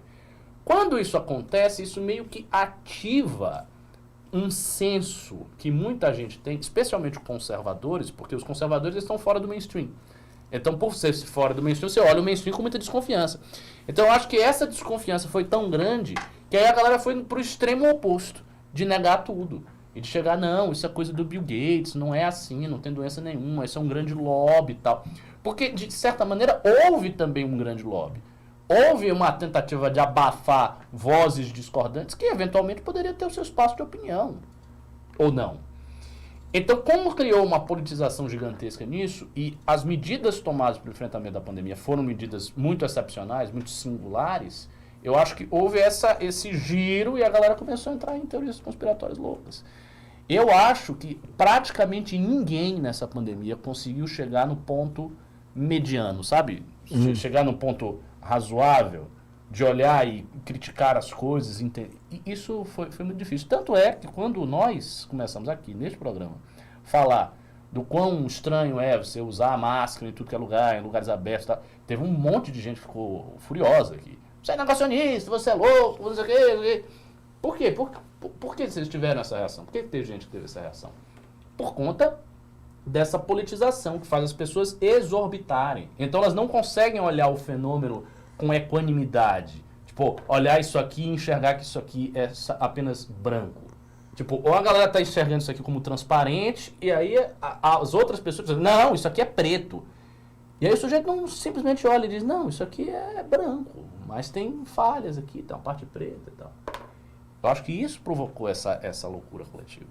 A gente viveu num surto coletivo da pandemia e tá vivendo Sim, ainda. tá vivendo ainda. Tem um surto coletivo ainda. Tem, porque tem, assim, o gado chama de os pandeminions, né? Que é o outro lado da moeda que existe também e que existe um pessoal que... Tô falando aqui. Que curte... Ricardo negacionista, Leandro Rodrigues, não sei o quê. Eu não sou negacionista. Assim que surgiu esse negócio da pandemia, eu fiquei bastante preocupado. Eu fiz uma quarentena estrita. Eu ouvi as previsões do Ravena, sempre muito apocalíptico, eu ficava preocupado. Eu sei que a pandemia existe, eu sei que a doença está aí. A doença matou quase 600 mil pessoas no Brasil. Então, fato, a doença é mortífera, uma doença séria, matou 4 milhões e tantos no mundo. Né? Eu não estou negando nada. Mas que houve medidas singulares e novas, historicamente, que foram tomadas, isso é verdade, que existe um discurso histérico em relação a alguns pontos da pandemia, isso existe dos dois lados, existe, e você precisa constatar isso aí, e ficar dentro do limite da razoabilidade. E as pessoas saíram do limite da razoabilidade. Então, eu acho que isso faz o efeito. E aí virou essa guerra. Não, eu às vezes saio pra correr e coisas às vezes acontecem, assim, gente no parque. Eu tô correndo, eu vou por aquele Parque do Povo, às vezes eu passo lá, dou uma volta, às vezes no próprio Parque Ibirapuera. Tô correndo sozinho, não tem ninguém do lado. Aí às vezes você passa correndo, tá uma pessoa do outro lado e eu, me multidória, outra multa que ele vai me dar. Eu tiro a máscara pra correr. É débil mental eu correr de máscara, eu não vou correr de máscara. Entendeu? Aí eu sou pandemia, eu sou negacionista, aí me chama de negacionista. Não vou correr de máscara, caralho. Aí eu vejo umas pessoas meio loucas. Oh, a máscara! Eu estou correndo em público, porra! Aí também, aí é, né, enfim, aí É isso, é a dificuldade de achar o meio termo nesse negócio aí. O negócio mexeu muito com a cabeça das pessoas.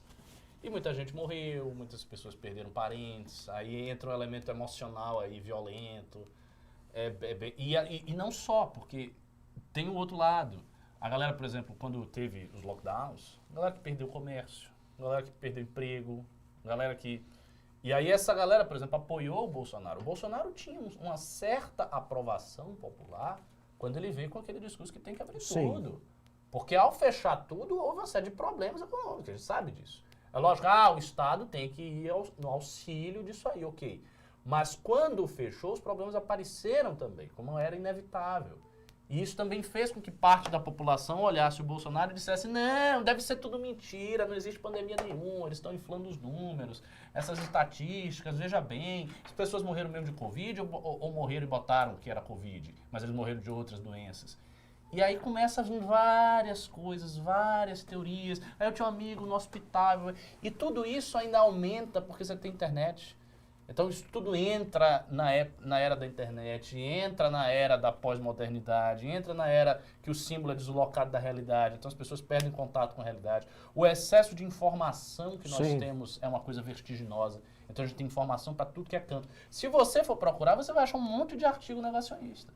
Um monte de supostos cientistas e médicos são negacionistas. Não é só a Nise Yamaguchi, não, tem vários. Então você acha o que você quiser achar. Você acha, hoje, em termos de informação, você acha o que você quiser achar. Então, se você quiser se apegar àquela informação ali, você se apega e você constrói, você fabrica um construto racionalizante da sua loucura e você fica dentro. E é isso que a gente está fazendo. E eu acho que isso é só o início, no sentido de que vai vir outras coisas aí no futuro. O que foi? É que tá ruim ou... É que falaram que o seu áudio tá ruim, eu vou jogar no meu. Bom, vai vir outras coisas aí no futuro em que a reação mundial vai ser semelhante. Você vai ver, o século XXI será um século marcado por loucuras coletivas. Outra coisa que o pessoal, enfim, isso aí dá grandes discussões, que o pessoal tem que entender também, assim, o poder que vocês estão delegando aos técnicos. Uma pessoa falou, não deveria haver discussão sobre questões que são técnicas. Tem certeza disso? E nenhuma questão é só técnica. Exatamente. Mas assim, você tem certeza? Porque assim, se a gente for levar tudo pro campo técnico, muitas maluquices podem ser feitas, né? Tenta botar uma máquina para resolver problemas, dilemas éticos. Não resolve. Não vai resolver. Né? Então, eu não vou entrar em exemplos aqui, você pode ser os exemplos mais bizarros e absurdos possíveis. Né? Por exemplo, tem uma coisa que não é nem um pouco técnica. Olha, o Estado gastar fortunas com remédios caríssimos para pessoas que têm doenças muito raras, e essas pessoas vão morrer em pouco tempo. Isso não é técnico. Isso não é técnico, isso é uma doença estúpida. Se você for pensar em termos de custo-benefício estrito e abandonar a ideia da vida humana, nenhuma inteligência artificial faria isso. Nenhuma, não teria o menor sentido. Garantia de direitos humanos no trato a comunidades em que certos índices que seriam dados como técnicos, índices básicos que você deveria ter para avaliar, podem falar, olha, mate todos os bandidos que tem aqui, só mata eles. Pronto, acabou. A gente resolve essa história. Para a maior parte das pessoas. Sim. Então, assim, cuidado.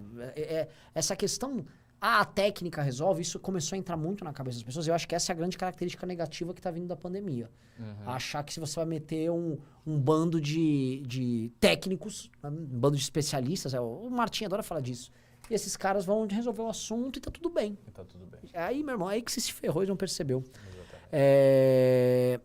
Eu não pedi Pix, né? Não. O pessoal não mandou Pix, né? O som, Mandaram? aposto que foi um desastre de Pix. Mandar quase nada, né?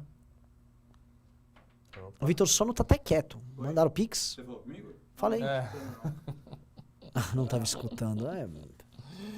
Mandaram 477. Pessoal, eu preciso de pelo fotão menos, mas aí. pelo menos uns 1.200. À tarde não mandaram nada, né? À tarde?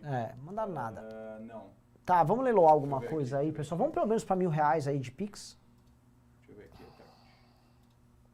Faltam 523. Falta 500 pra minha meta do dia. Preciso bater minha meta do dia aí, pessoal. Não é por nada, não.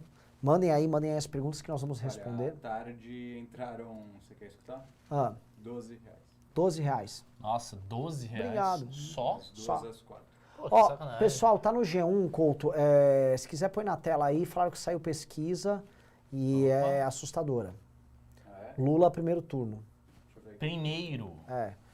IPEC, Lula aparece na Ai, liderança nos ai, dois ai, cenários ai. e corrida eleitoral para presidência permanece estável. Lula com 48%. Tá uma diferença muito estrondosa. Tá, e ó, posso falar, o cenário 1 que eles desenharam aqui é um cenário bem possível, tá? Achou? Quer você botar na tela aí? Tá lá atrás. Vamos lá, vamos analisar, ó. Deixa eu só ver a tela aqui. Pra toda pesquisa que eu analiso, eu fico depressivo, eu vou parar com isso. Não vou analisar mais não, Não, vou você tem embora. que é uma situaçãozinha que não é tão ruim assim? Não, imagina, a situação é ótima. Não, vamos lá. Não é tão ruim assim, essa foi foda, hein? Cara, a gente tem que manter Tão ruim assim. o pessoal não pode desanimar. Ô, perdão, a situação tá muito boa, é isso aí, vamos que vamos, tá tudo legal. A gente estamos evoluindo. Recuperação em V. As pessoas não percebem, cara. Às vezes você tem que bater no fundo do poço para poder se erguer. Bom, você diz aí quando eu preciso abaixar. Pode descer, vamos pro cenário 1 aqui, ó. Vamos ver essa beleza aí, o cenário. Cenário 1. Lula, falta 2% pro Lula ganhar o primeiro turno, tá muito bem. Natal. Eu olho isso e só penso assim, o tipo de cela que eu vou frequentar daqui a 2 anos. Jesus. Jair Bolsonaro com 23, isso me anima, assim, o Bolsonaro já está indo, assim, o Bolsonaro vai aparecer já na casa Dos 20. de 19, 18, logo mais. O Bolsonaro tá fudido na seleção demais. Assim, ele vai cair dos 20 e muito rápido isso. Me surpreende, se o Ciro tá fraco, né? Pelo que ele já fez, já teve 12, já tá com 8. 8. O Dória 3 e Mandetta 3. São as crianças da terceira via. Vamos lá, Vamos ver. vamos pro próximo, vamos lá. Aqui é um gráfico. Cenário 2. Lula 45, Bolsonaro 22. Cenário com Moro, né? Ciro 6, Moro 5. Opa, não teve nenhuma grande coisa aqui, não. Datena 3, Dória 2, Mandetta 1, Pacheco com 1. Aí os demais aí, candidatos. Tudo zero. Tudo zero. Porra. Tem cenário 3 aí? Vai que tenha. Não tem. Cenário 3. Mas vamos lá, tem uma coisa, uns interessantes aí. Deixa eu pegar, ó. Sobe aí. Não, é amostra, isso é só amostra. Não pensei que ia falar alguma coisa com... não, pera. Eu acho que tá movimentação ali. Vamos lá. Segundo o Ibope, as intenções do voto do presidente Lula são mais expressivas entre aqueles que residem no Nordeste. Normal. 65. Mas é o normal dele, mano. É o que já se imagina. Ensino Fundamental 1, ensino fundamental... Você é pessoas com menor escolaridade, cidades pequenas, ele caiu, e católicos, ele aumentou. Do Bolsonaro, olha só. Ele aumentou a intenção de voto no Norte e Centro-Oeste, 28 para 31. Mas já numa base fraca. É. Uma base dos 30 e Gente, o cara tá na base dos 60. Vamos falar um negócio? Tá, a diferença A gente é fala, louca, o Bolsonaro é demais. dono do Centro-Oeste. Ele tem 30%. Isso não é nada.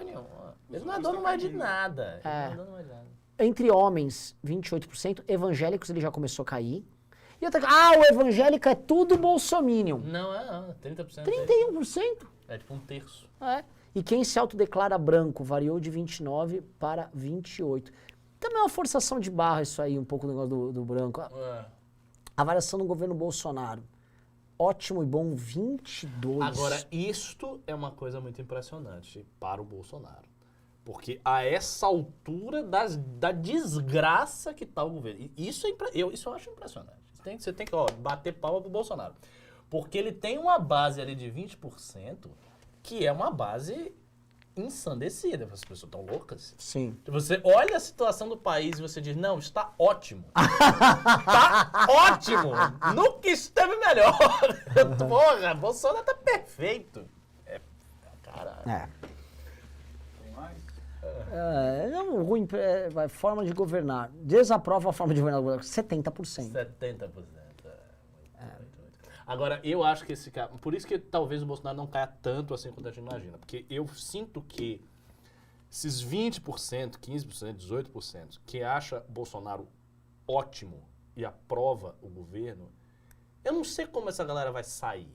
O que o Bolsonaro precisa fazer mais para essa galera sair? Sai matando as pessoas de forma... Ele já fez isso. Ele já... Ele já fez, essa parte já fez. Eu também não sei. Isso, a galera que confia e tal. Essa galera, tipo, não tem mais... Talvez o apagão deu uma mexida, não sei. Os caras vão falar que foi a China. Que foi essa? Você viu o que o chinês fez aí? Nossa, é capaz dos bolsonaristas. Não, mas, gente, eles acreditam em qualquer eles coisa. Vão inventar alguma loucura. Eles vão inventar uma loucura. Então, assim, pesquisa aqui em primeira mão. O que a gente vai analisar numa pesquisa dessas, né? Assim... O cenário está muito bom. Nós temos grandes esperanças. Eu acho que vocês têm que ficar... E assim, gente, nessa pesquisa aí, vamos lá, nomes da terceira via aí. Tira o Ciro. O Moro com 5 e o Dória com 3? O Datena é popular 3? E as pessoas sempre vêm com essa conversa, mas tá longe, a pesquisa distorce na hora da eleição. Eu não gosto desse papo, cara. Eu acho que a galera já tem que estar fazendo campanha com toda a força. Sim. E ponto. Mas na hora vai mudar. Quem disse que vai mudar? Existe uma regra cósmica que aí na hora, quando chegar perto, aí você vai subir assim, vertiginosamente. Baseado no quê? É uma crença. Eu acho que vai acontecer, porque aí, veja, o público, que hoje está quase 50% de gente que vai votar no Lula, não vai mais. Por que não vai? Qual é o motivo pelo qual você acredita que o público, que hoje está dizendo que 50% vai votar no Lula, sendo que tudo que o Lula fez de ruim, ele já fez. Neste momento, o Lula não está produzindo nada contra ele, não está fazendo nada. No máximo, o PT está batendo no MBL, umas figuras assim, e o Lula está com aprovação. Então, isso não está afetando a imagem do Lula. O PT, por exemplo, o PT arreganhou o dente, aí o Lula caiu. Não. O PT arreganhou o dente e o Lula continuou subindo. Então, e outra coisa, o público, isso é um fato que vocês têm que ter em mente. As pessoas desassociam o Lula do PT. O Lula é uma figura maior do que o PT. Tem gente, e acredite se quiser, tem gente que não gosta do PT e gosta do Lula. Isso acontece, a dissociação acontece. Porque a cabeça do eleitor brasileiro, especialmente o menos escolarizado, é uma cabeça muito personalista. Então ela olha a pessoa, ela não olha tanto o partido, ela olha o cara. Isso significa que não existe hoje razão para que essas pessoas simplesmente migrem o seu voto, assim, aleatoriamente. Eu ia votar no Lula, agora não vou mais. Porque os candidatos da terceira via eles já estão sendo perguntados. A pesquisa já os inclui. E aí alguém pode dizer, mas as pessoas não conhecem. Mais ou menos, o Dória é um cara conhecido. O Dória é governador de São Paulo. O Sérgio Moro foi ministro da Justiça. As pessoas conhecem. Talvez nos rincões lá do Piauí não conheça, mas a média da população brasileira conhece. Não são figuras obscuras. Não é um candidato extremamente obscuro que pode despontar. Esse caso do candidato obscuro que pode despontar é o caso de uma Simone Tebet, de um Vieira e tal. É diferente. Mas esses dois, Moro e Dória, são conhecidos. E, no entanto, não estão performando eleitoralmente nessas pesquisas. Então, isso já é um problema. Eu acho que quem quer ter alguma chance de terceira via tem que começar uma pré-campanha extremamente agressiva e botar dinheiro já antes e fazer o diabo. Porque senão não vai subir. Vai chegar na hora, vai fazer a campanha e não vai conseguir mudar muita coisa dessa realidade aí. Mas... enfim, cada qual faz o que pretende. Vamos lá, ô Vitor Sono. Vamos pro Superchats. Superchat? Bora. Bora lá, que tem bastante. Deixa eu só ver aqui se eu já li esse. Ó, Heloísa Helena Bailo, isso mesmo. Bailo. 27,90. Estamos precisando de uma injeção de seriedade. Senador Alessandro tem. A galera gostou. Isso aí. Flaísa, grande Flaísa. Acompanho os trabalhos da CPI e admiro a forma sóbria, mas incisiva como o senador vem atuando. O bate-papo está muito esclarecedor e é super bem-vindo. Boa. Mensagens para o senador. O Eric Sacramento, o grande Eric, mandou R$10. Qual a possibilidade de uma união do senador Alessandro com a senadora Simone Tebet em uma única candidatura represente a terceira via? Porque vocês dois fazem um trabalho ótimo na CPI. Olha só. Flaísa mandou mais 10 aqui. Contribuição pela presença do senador. Os esquemas envolvendo a Prevent Senior e a Covaxin são algumas das coisas mais escabrosas de que se tem notícia no Brasil. Quadra desoladora da história. Só uma observação. Teve uma pessoa que falou aqui, mas as pesquisas erram e elas sempre erram. Isso não é verdade. Isso não é verdade. Houve erros. Por exemplo, a pesquisa do Arthur foi uma distorção gigantesca. O Arthur apareceu com 1, ele acabou com 10. Isso foi uma distorção. Mas eu bem me lembro das pesquisas para presidente que já começavam a mostrar, com ninguém acreditar, que o Bolsonaro está subindo. Final de 2016, o Bolsonaro já tinha 7%. Ele estava subindo, as pessoas viram isso. Aqui todo mundo ficava cético, eu inclusive. Achava que na hora a grande máquina, enfim, ia destruir. Mas não foi uma coisa muito distante das pesquisas, não erraram fragorosamente. Então a ideia de que essas pesquisas estão distorcendo tudo, não é assim, não vejo desse jeito. Não vejo desse jeito. Eu acho que é preocupante e real. O Gabriel Brasil mandou R$30. Senador Alessandro Vieira, com todo respeito, a sua candidatura independente fortalece o bolsopetismo. Muitos eleitores ainda não o conhecem. Converse com a Moedo e Moro também. Temos que ter uma base de candidatos sólida. Mas o ponto, sabe o que é? Ele tem que lançar. E se não deu, ele não põe a candidatura no fim. Exato, também acho. Até porque também não tem ninguém que está despontando lá em cima. Vamos explicar, olha só, o único que está um pouquinho despontado dos demais é o Ciro e caindo. O Ciro caindo. 8. Pois é. O Montenegro só mandou R$5. Tudo isso só acontece porque a justiça não funciona. Ele tá falando no meio da entrevista lá. Bruno Santos mandou R$27,90. Ao fim do programa, queria saber a opinião do senador sobre o governo do estado de Sergipe. Ele já foi. Mas ele já foi. Pega aqui, só as Lucas, que a gente pode comentar. Essas ficam muito fora do escopo. Eu vou pular aqui as do senador, então. Ok. Daqui, Silêncio Sociedade. Bom, o Rafa... esse aqui já foi. Existir possibilidade. Eu vou pular aqui. Nossa, tem bastante só para o senador. Prezados Renan e Ricardo, obrigado por terem trazido o senador para a live. Parabéns, Leandro O. Parabéns, Leandro O. R$20. Falou. O homem de fé, Jesus, mandou R$100 e não disse nada. Obrigado, Jesus. Amém. O Thales Lima mandou R$20. Uma indicação de um economista bom, Fernando Urrich. E um puxão de orelha no senador. Vamos dar uma economizada aí em senador. Apesar disso, tem meu voto. O Fernando Urrich. O Fernando Urrich é um economista liberal básico, Institutos Mises, não sei se... Na área dele, lá, criptoinvestimentos, parece que é bom mesmo. Aí eu falar, o Urrich é quase mais um milhão. O Urrich, ele... Gente, vamos olhar pra frente.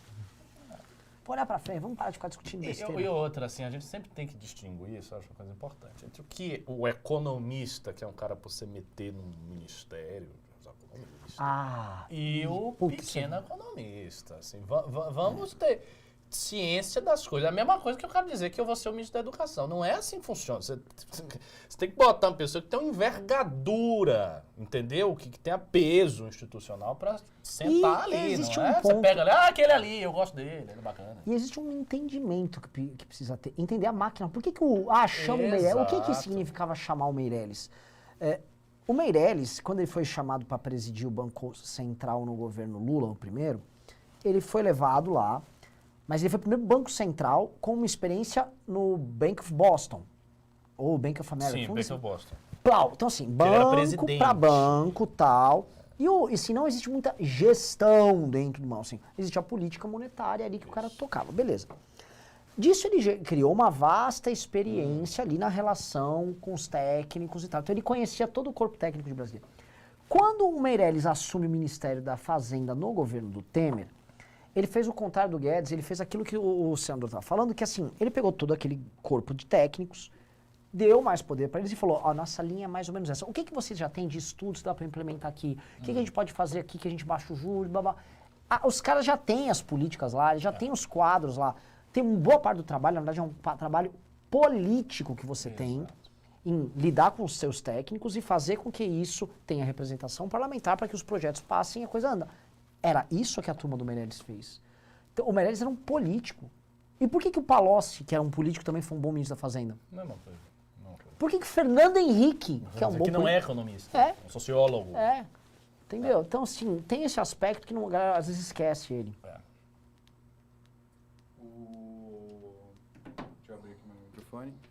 O Rafael Barlatti mandou R$20. Vocês acham que se a indicação do Mendonça avançar e ser aprovada, o Aras pode ter um lapso de hombridade e partir para uma vendetta contra o Bolsonaro? Ele não tem para onde crescer no cargo e dar uma de Janot pode ser uma opção. Eu acho que o Aras joga com o PT. Ele é uma indicação do PT. E o Aras, ele vai fazer o que for interessante pro PT. Que possivelmente não vai fazer nada. Não. O João PMA mandou... É membro aqui, mandou alguma mensagem no Silvio Oller. Eu acredito que a histeria não foi desproporcional. Era melhor ter feito um recesso extremamente ridículo em proteção do que agora ter 600 mil brasileiros. Não, eu sei, veja, eu não estou colocando na balança. Não é esse o sentido da minha fala. O sentido da minha fala é perceber que houve e que há histeria, que existem exageros e que o fato das medidas de contenção da pandemia serem tão singulares, ser uma coisa tão diferente, suscitou uma resposta mais histérica e conspiracionista. É por isso também. Se eu fosse falar para vocês, sim, eu compartilho as opiniões do Ricardo aqui, todas que ele falou. Eu teria feito uma política de restrição muito, muito dura se eu fosse presidente da República. Também, no início então duríssima. Muito dura. Mas depois... Pra reduzir logo assim. Também a gente olha, né, as pessoas estão se aglomerando em balada, aos montes hoje. As pessoas estão em restaurantes, as pessoas estão na rua 25 de março lotada. Achar que, não, mas tudo bem, mas se você for andar num parque... Vote a mão, que aí vai resolver. Não é. Aí você dá a força pro Fiuza. Fala, aí o cara vai dizer isso, pô, tem uma balada entupida, a galera se beijando, se agarrando. Ok. Aí você vai pro Ibirapuera, correr, você tem que botar a máscara. E tem um ponto, assim... Não tem sentido. A mortalidade caiu demais, mas caiu muito, entendeu? Há uma queda da mortalidade graças à vacinação e tudo mais, perfeito. Agora, vai haver um índice de mortes que vão acontecer, igual existem homicídios que acontecem se você não fecha o país por causa do homicídio. Acidentes de trânsito vão continuar acontecendo, você não vai parar as ruas e rodovias. E você vai combatendo, educando, trabalhando como dá.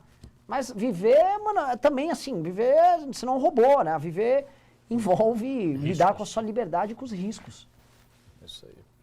Vamos pro próximo Pimba. Renan, por favor, arruma sua lapela. O Maelaua 2 mandou R$20. De verdade, esqueçamos 22. Dar murro em ponta de faca agora é perda de tempo e gasto de energia desnecessário. O foco agora de campanha do MBL tem que ser o Arthur para São Paulo e parlamentares pelo Estado. Não, mas vai ser. O foco vai ser esse. Mas, obviamente, se a gente puder ajudar em alguma medida a terceira via, a gente vai ajudar, né? O Roger Oliveira mandou R$10. Um fato é que todas as pesquisas mais recentes, o Lula está oscilando para baixo e o Ciro para cima. Não, no Datafolha, a diferença do Ciro para o Bozo é de 13% em um dos cenários. Subindo, Lula. Mas você tá com muita fé. É que foi só no Datafolha que teve essa oscilada aí. A gente, só para falar, o pessoal do Ciro, que acompanha a gente aqui e tal, a situação do Ciro não tá nada fácil. Não tá nada fácil. Porque o Ciro é o que tá mais fazendo campanha e ele não consegue... Ele não traciona, gente. Esse é um ponto que você levantou fundamental. O Ciro faz a mesma campanha desde 2018. Não é a mesma, porque entrou o João Santana e mudou um pouco. Mas ele faz campanha desde 2018. Ele está com anos de campanha. O que vocês têm que colocar na cabeça é o que o Ciro vai fazer de tão incrível para mudar estruturalmente o cenário. É a mesma pergunta que eu fiz em relação à manifestação. E eu estava falando com o Couto. A manifestação, se a gente for marcar uma outra e tal, não pode ter 10% a mais, 15%, 20%. Tem que ser uma coisa estruturalmente que mude a lógica. E isso é difícil, porque ele já está testando as coisas. Ele já está com o João Santana. Quem mais o Ciro vai convidar? Vamos então para o último Pimba aqui até agora. Mariana Coelho mandou R$27,90. Vários Pimbas de R$27,90. Por essa pesquisa, os votos da terceira via se pulverizam. Precisávamos ter uma candidatura única com apoio amplo com o quórum do 1209. Difícil. Pra mim tá claro uma coisa, tá? O Bolsonaro, ele tá, obviamente, só trabalhando pro nicho dele, foi o tom do discurso na ONU. Assim, vamos manter 20% aí, segura 20%. Isso, que pelo menos eu chego no segundo. E vamos atirando em tudo que vem da terceira via. Por isso que o foco no MBL, eles atiram demais no MBL, que eles acham que a gente é o indutor aí desse campo aí da terceira via. E torcer pra... Assim, tem sentido, tá? Eu também acho a estratégia do Bolsonaro, Tem dada a sentido. desgraça que ele está, é a melhor que ele tem que fazer. O Bolsonaro é como se fosse um time de futebol que ele já vai pra fase do mata-mata e ele fala, eu tenho hoje, ele joga pelo empate.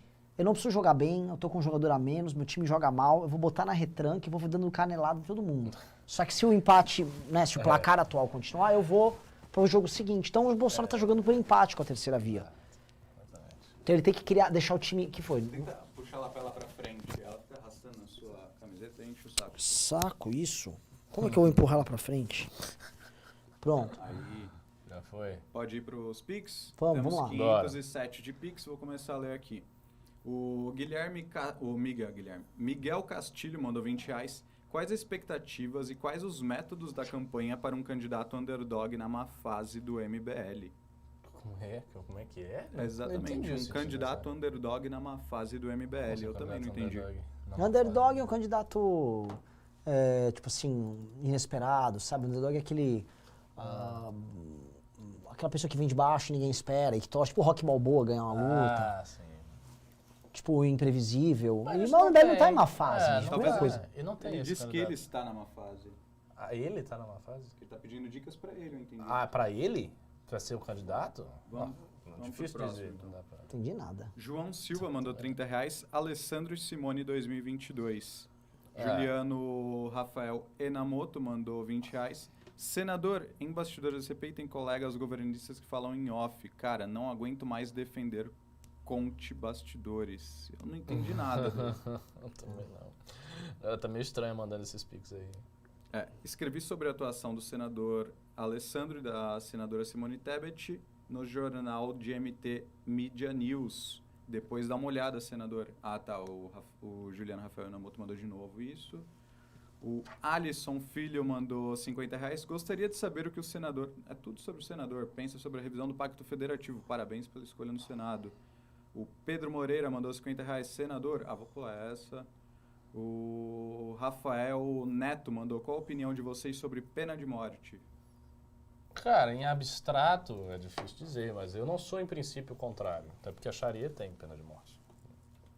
Então, principiologicamente, sou a favor. O Everton Silva mandou R$5. Renan, nem sei se vai ler esse modesto Pix, mas é isso. Pôr a bola no chão e ajeitar a casa. Se ele puder falar do que pensa... Se puder, fale o que pensa sobre diplomacia. O senador, no caso. Mais um Pix aqui do senador. Vou pular esse. Acho que por enquanto é isso. Só teve aqui mais um do João Antônio Mastrange, mandou 33 e 33. A sobriedade do senador traz muita satisfação. Detona o estrionismo do Bolsonaro, a cafajestice do Lula e a artificialidade do Dória. Olha só. O Mastrange é muito bom, muito bom. Quem não gosta dele é o Cobos. Por enquanto é isso. Então foi, assim, eu não vou ficar mendigando aqui o Pix, até porque a gente vai ter sexta-feira uma super live, todo mundo. Sério? E nessa live aí a gente vai trazer ideias, e sábado tem a nossa assembleia. Pessoal, aqui, as 2.000 pessoas que restaram aqui no fim do programa, eu peço para vocês, por favor, comprem o seu ingresso para o congresso do MBL. mbl.org.br/congresso. Por que eu tô falando para vocês comprarem? Já já a gente está anunciando, eu vou ser bem claro e bem direto. Já já a gente vai abrir para o grande público, vão anunciar presidentes que vão participar, debates aparentemente presidenciais, ex-ministros do governo Bolsonaro que vão estar lá, falo no plural, que juntem aí os pontos, né? E coisas do tipo que vão rolar, né? E aí a gente vai abrir pro grande público, aí vai o Arthur anunciar: mestre, presta atenção, vem aqui, vai rolar, aí arrasta pra cima, vai vender tudo pra um monte de gente. E vocês que estão aqui na luta com a gente vão ficar chupando o dedo, e aí depois não vão reclamar do Nanã, e tal, que não foi no Congresso. Então, E a gente não pode aumentar as vagas. Então tem uma vaga limitada mesmo, não é propaganda. Tem vaga num dia, tem vaga no outro, é limitado e não vai aumentar. Então não comprou, demorou, não vai entrar. Então compra logo, adianta esse negócio. E outra, a galera fica dizendo, tá caro nada, tá baratíssimo. Tá caro, 300 tá conto, caro. 2 dias, o dia inteiro, palestra, isso, não sei o que. o Congresso inteiro, 2 dias, tá R$300. Pois é. Você pega com o Fórum da Liberdade, muito mais caro, pega o negócio da XP, R$1.000 e tantos reais. É o que hoje, eu fiquei ouvindo esse negócio da Câmara, aí eu fui ver os congressos de direito, congresso normal, tipo, 6º Fórum do Direito Sindical, 4º Fórum do Direito Penal, tudo 300, 400 contos. Um dia, às vezes 2 dias, pra ver uns palestrantes de direito jurídico. X, ninguém dá bola. E ninguém sabe nem quem é, irmão. Num lugar frio que você vai comer, sei lá, um sequilho e tomar um suco de uva. É. Pô, O evento nosso, assim... E pra galera que tava falando do hotel, a gente tá fechando com um hostel pra ficar baratíssimo pra galera que vem de fora ficar lá Isso. perto. Posso falar? Vou falar um negócio. Vamos anunciar A gente em também é breve. muito bonzinho. Tem que aprender com esses vendedores. Sabe esse vendedor de cursos? Esses caras tipo Wendel, não sei o quê. Ah, não quer vir, não é pra vir, não. Não tô precisando. É que a gente, tipo assim, claramente assim, a gente quer que vocês venham. É específico, vocês, porque é com vocês que a gente constrói política aqui. exatamente. Tipo assim, a gente quer vocês lá. É bem específico. A gente vai abrir pro grande público. Entendeu? Aí você viu muito. Carlos Decotelli no evento do MBL confirmado. Ele vai trazer um extensíssimo currículo de Harvard. Carlos Decotelli. Ele tá vindo o Decotelli e o Sérgio Camargo, tá ligado? O Decotelli e aquele nazista lá, e a Regina Duarte. Como era o nome do nazista, meu Deus? Qual é o nome dele, cara? Ah, esqueci. Não, é bom que esqueceu que ele não te processa. Então é isso. Então vamos que O Alvim, Roberto Alvim, né? Exatamente, Roberto Alvim. Nossa Senhora. É isso aí? É isso. Valeu, galera. Obrigado e fomos. Goodbye.